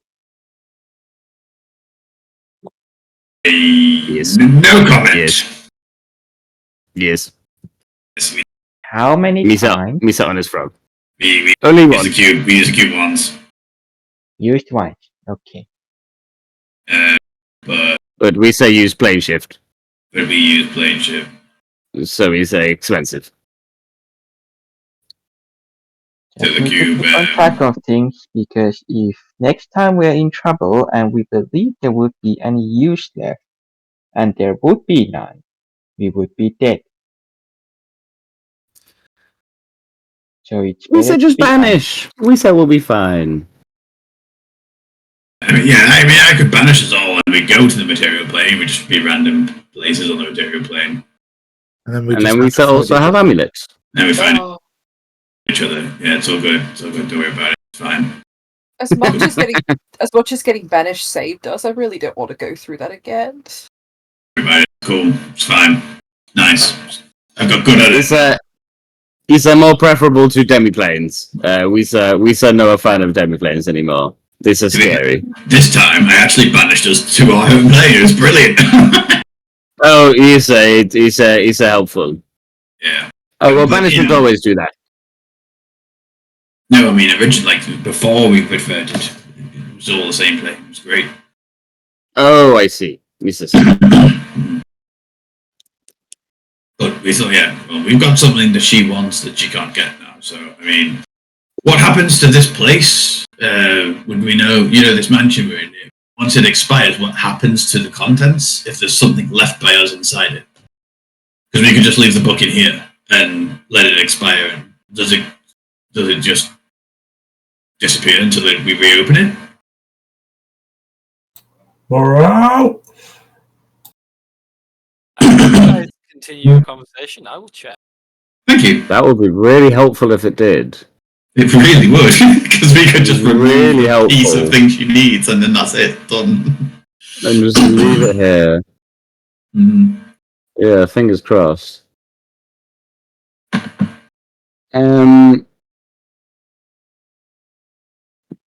So Lisa know the address of her main base. Do Lisa know anything else about Lisa place? What did she say? Stop calling it an address, just say location. I've got the address right here. It says 12 Geffup Lane, Hell 256. Yes, but no, we don't know anything else about it, really. We just know that that's the location of it. Can someone remind me, because I missed the second session, what happened in the morgue? Because I snuck us in and then I didn't do the second session. So we made it up to like the top floor, and I fucked up trying to talk my way out of it, and the guy was like, "Why would you bring prisoners here? Like, are any of you even fucking like any of you children of Silver Mist? Is any of this disguise real?" And I was like, "Well, I am," and he was like, "Oh, well, this is going to get awkward," and then took us down to the office that we ran past and signed us in, and I noticed the address. I noticed the clock in and clock out, or the clock in and clock out of one on in St. Catherine, which I explained to everybody is a big deal, and that she had visited here, and then we got pulled through to the brother Relayan, who was an Illithid Children of Silver Mist member. Just stick that in for you. They have a mind flayer on their side, and basically, Bing. Yeah, Lavender banished him because somebody else went to do something, and then there was a counter spell that happened, and then Lavender was like, banish.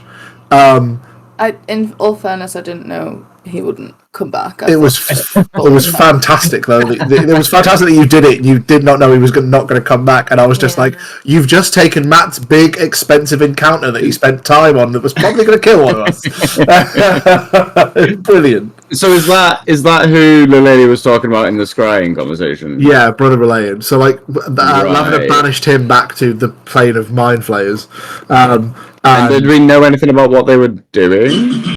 Not really. They just it was just their base of operations. Yeah, it was like where their forces were going in and out of. It was like that was like the ship off route.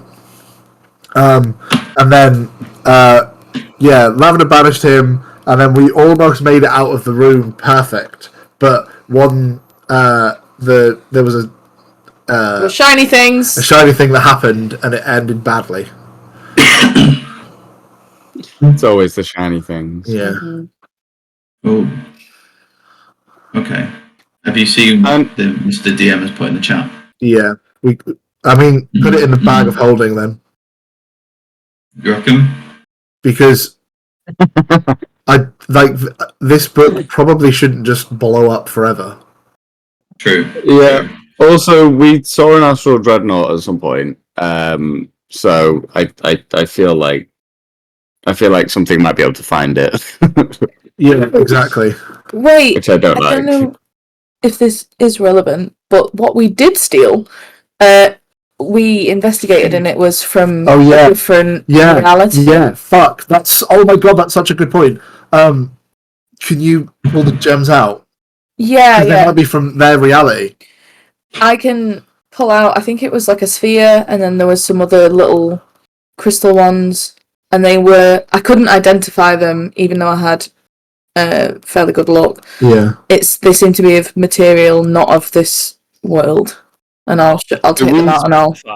I said not of the prime material plane. Oh, not of the prime material. Sorry, I'll explain that, and I'll get them out and show them to these two. You ever see this, Hunter? What am I looking at? Some They're crystals. various unusual gems of different colours and. I've seen these before. You have not. Interesting. God damn it. No, I'll find those power stones. If I detect magic, what do I get from them? Just so I know.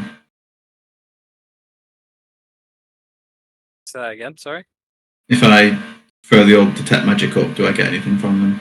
No, they are non-magical. We have checked them before. Joke. Then no, I've not a clue. You say they require attunement. The crystals? I think we've already checked them for like arcane stuff. Yeah. Yeah, they're non-magical. Yeah, okay. not magical, but just not off this plane. Yeah, just not of this plane. Okay.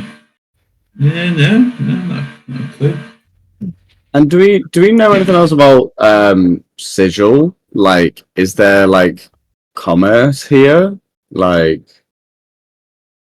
is this like a On your way through Sigil, you will have seen many a shop and marketplace. It seems like a bustling hub of all things trade and knowledge in the multiverse of the planes.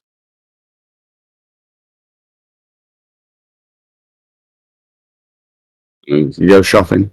I mean, we don't have much left, mate. After getting back here. I could, if there's ever a place to try and steal one, I guess.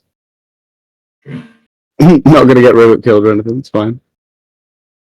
I mean, if you're if you can fly and be an invisible frog and get through the plane of fire, do you think maybe you could scout out this fortress a bit if you could?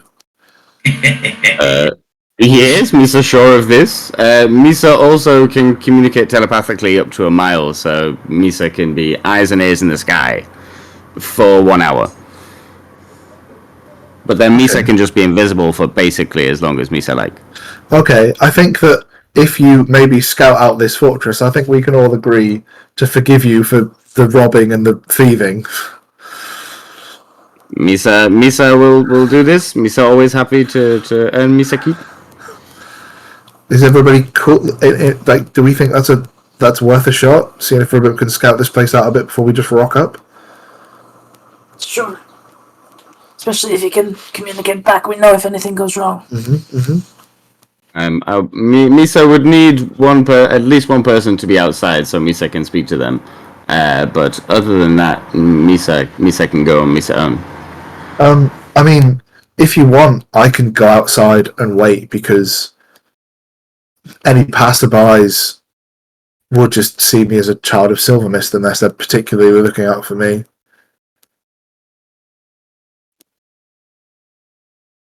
Oh my god, there's not. Oh my god. Wait, no, you can pretend to be anybody, can't you? Yeah, but you would look least out of place. I mean, you could look like a random child of Silver Mist, right?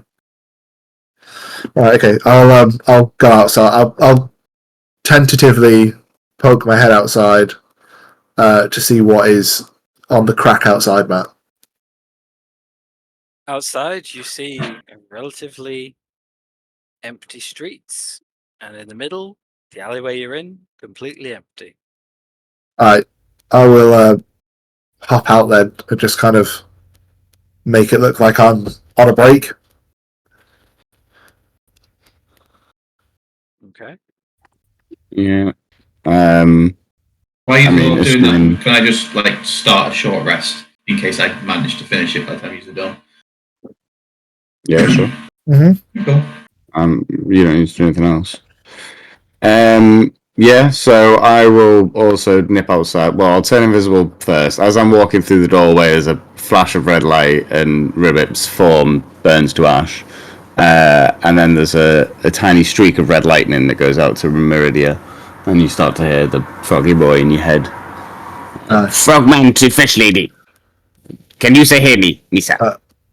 Copy, fish lady can hear you. Excellent. And then, yeah, Ribbit will tentatively begin exploring, keeping his eye out for people who look like they might be looking like directly at him. Okay, good to know.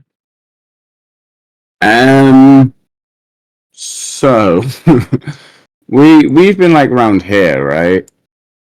Yeah. I will. Yeah, I'll explain to you what the address is before you go, so you know where you know where you're going. Where am I going then? Is it on this map? It is. It is easy enough to work out the address system.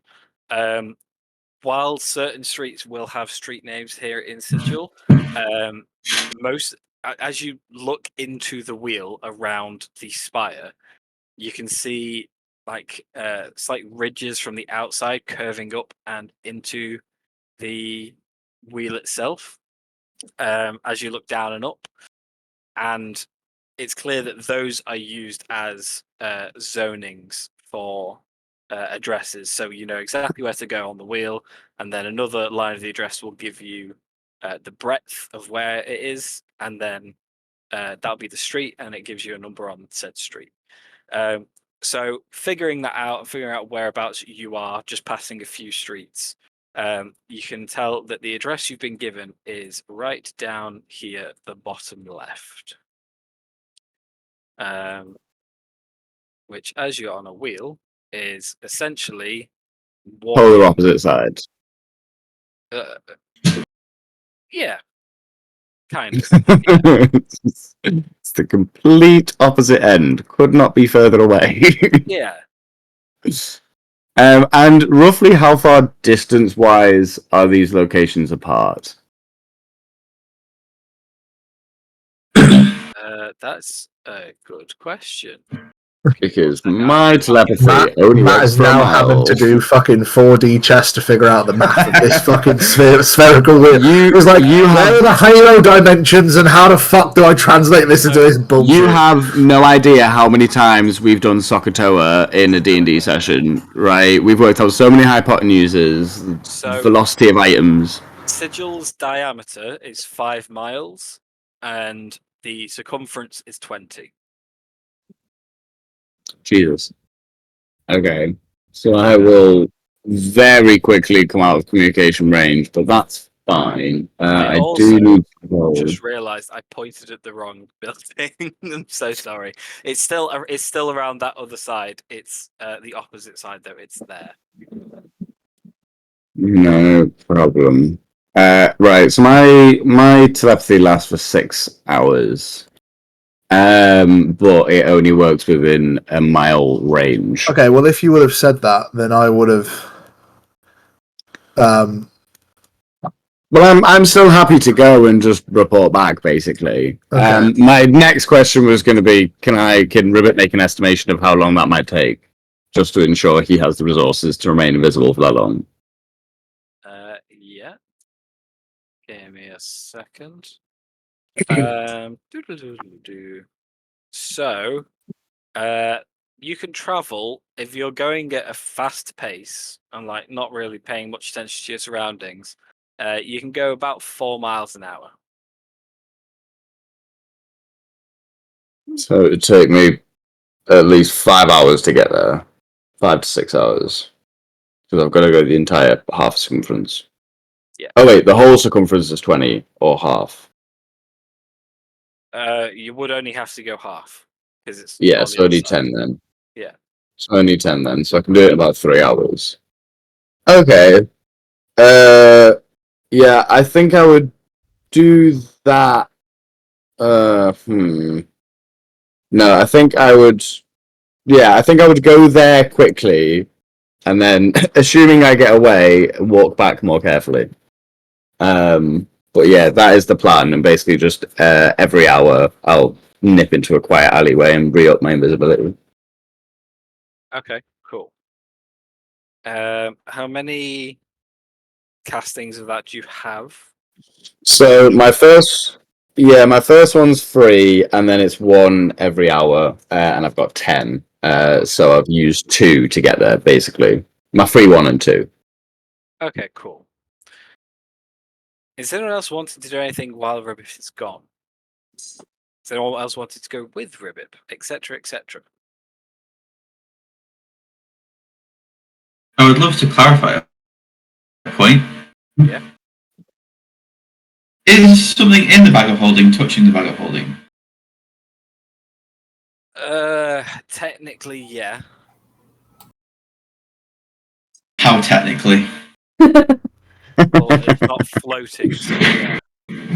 Okay, When you reach your hand into the bag of holding to pull something out, it feels the same as if you just reached into a bag of that size. Okay, so we can't keep the book in the bag of holding, guys. Because it will eventually destroy the bag of holding. It destroys whatever it's touching for a long time. How long? It doesn't say. It just says a long time. It will like turn stone to dust, and it will basically turn whatever it's touching and destroy it. Well, technically, Dayak, didn't you say to me the other day that you and Tia could create bags of holding? We should be able to, but if we have to keep making a new one every day, then it's going to be expensive, and we also don't know how long these bags of holding are going Exactly. to So last. what I was thinking was if you could fabricate one, then we could put this book in that bag of holding just as a testament to see how quickly it will start. Whether it does. Yeah. Because if while Ribbip is gone, if we can watch it, then if we start to see physical degradation on the bag, then we know that's how long we can take, and then we pull the book out of the bag before the bag destroys itself.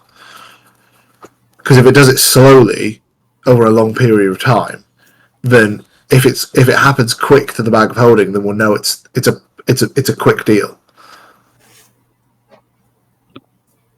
I mean, that is possible. It's just going to take a very long time to create one.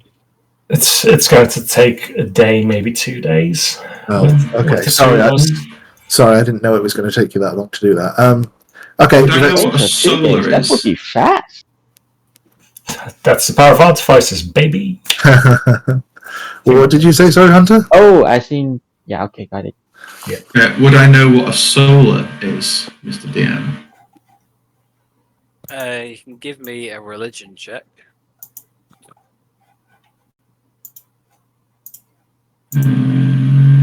One that would take up the attenuation slot. Yeah, that would be much faster. If you were to create a permanent one, then that would take a lot longer. That would still take 2 days, yeah. With a 15, you'd know a solar is a type of celestial, usually in service to a god or gods. So a solar can tear the book in two to destroy it for 1d100 years.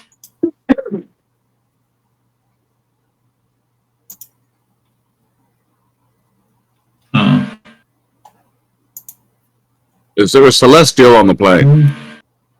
It references the multiverse as well, which is cool. They know about us. Creature attuned to the book for 100 years can unearth a phrase hidden in its original text that, when translated to Celestial and spoken aloud, destroys both the speaker and the book in a blinding flash of radiance. However, as long as evil exists in the multiverse, the book reforms 1d10 times 100 years later. Mad. If all evil in the multiverse is wiped out, the book turns to dust and is forever destroyed. Well, it sounds like we need to find a solar.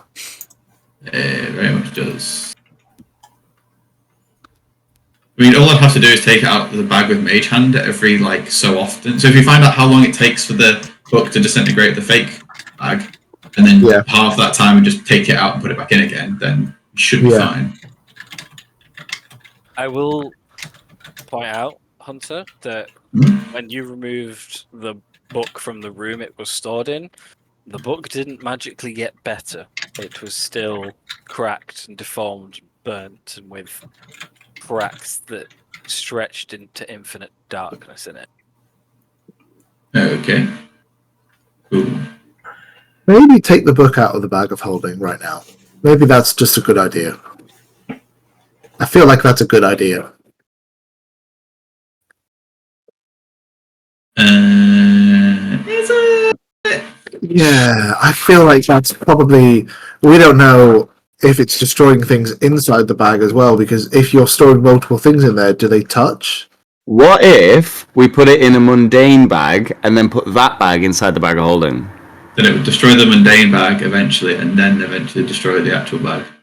Well, there we go. That's a much cheaper test than the thingy is. That's true. That's true. We just need a lot of sacks. Is there a sack in this mansion? There will be, but anything created by the mansion cannot leave the mansion. Yes.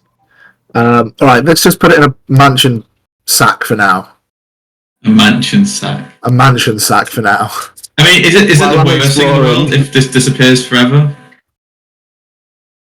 Well, I know what we it's want, right? But what about the bag of holding? If we not got anything else in there? But it's not going to disappear forever, though. It's just going to go to the astral sea, and then something in the astral sea could find it. And I'm just going to put this out here, just so you remember. As I have said this, the lady says that she comes from the astral sea. Okay. Yeah, we also we also go there kind of recently. Me so remembering big astral beast. Yeah, the astral sea is not. It is a highway. You know, it's used by like one of the creatures you just wanted to know about, a solar. Creatures use it. It's not just emptiness. So you're saying we should go to the astral sea and find a solar? We could indeed do that. Well, for But it, they only use it as like a pathway sometimes. for a quick testing of the bag of holding, we can create the temporary one for very quickly. But if we want to create one that's slightly more permanent, it would take us 3.5 days. But if two of us working together, it might take 2 days. It's a lot of days. And what about mundane sack? Could you create a mundane sack? Could you I mean, I've got No. I've got one literally on me. I've got my scholar's pack on me, which I'm assuming is like a sack of sorts. All right, amazing. We'll throw the If book you in the want to scholar's sack. just If you just want to make it if you just want to make a regular sack, then make it one right now. yeah, then give me a needle. Oh, my thread, tool. but- We just need a lot of sacks. We just need to constantly re-up on sacks. Yes. Yeah, if you just put it in 10 sacks, and then put it in the bag of holding, would be good.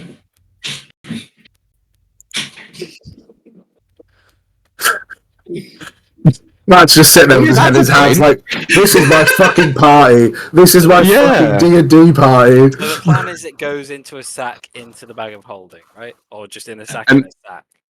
We'll also in the bag of holding, and then we periodically check the bag of holding with Mage Hand to bring out the sack to see how long it takes for the sack to be gone. Right. Yo, dog, I heard you like sacks, so I put a sack in your sack. It's sackception. Also, I do like the multiple sack idea though, because it'll just go through one sack at a time. Exactly.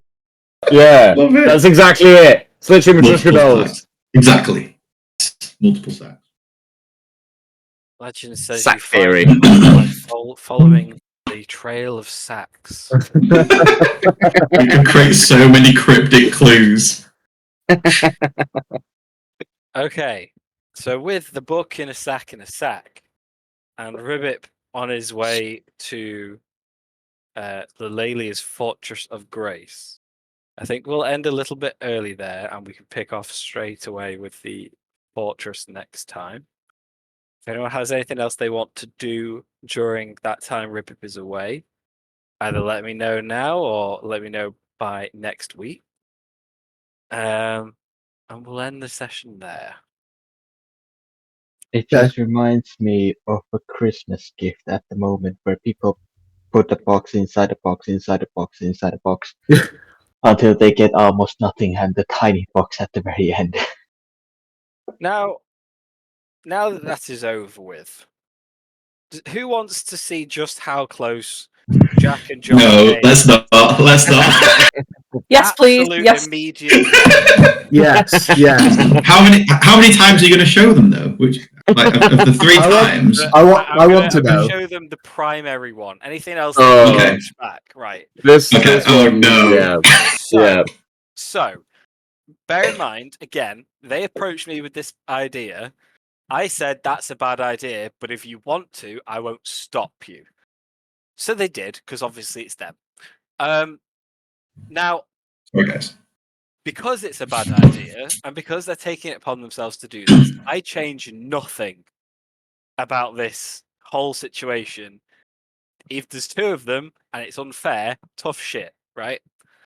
So they go to this fortress.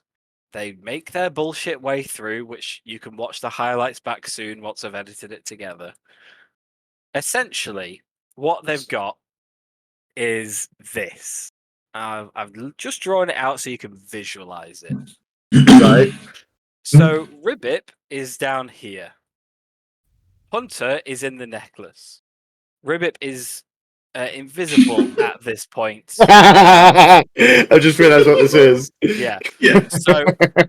So this door here is where Ribbip needs to get to. It is the chambers of the person who owns the fortress, right? Right. Vrakir. I think it's Vrakir. The book is apparently on the other side of this door. In the room with him, there are 2 statues of Ifriti warriors. He is aware that one of these statues doesn't line up with its base properly, so it probably is a stone golem of some kind. In the other room, he can hear a very deep voice giving orders to people and shouting. That is the BBEG of the fortress. In the room beyond that, there is a beholder. These are not very big rooms. Sound travels. He's in a stone cave, essentially, in this fortress. Ribbip goes to lockpick this door. This door is magically locked. It can only be opened with Vrakir's key safely, and he is not in the fortress because I made them do a bunch of random rolls beforehand to set up who is in the fortress and where. The owner of the key is not here. The key is not here. They cannot safely enter this room. The lock on the door says if someone tries to pick it, the statues come alive. Now, obviously, bear in mind, if the statues come alive and attack him, the BBEG is going to hear and come in and attack him. If the BBEG starts attacking him, the beholder is going to hear and come in and attack him. If he messes with this lock, he's dead. I'm not changing anything.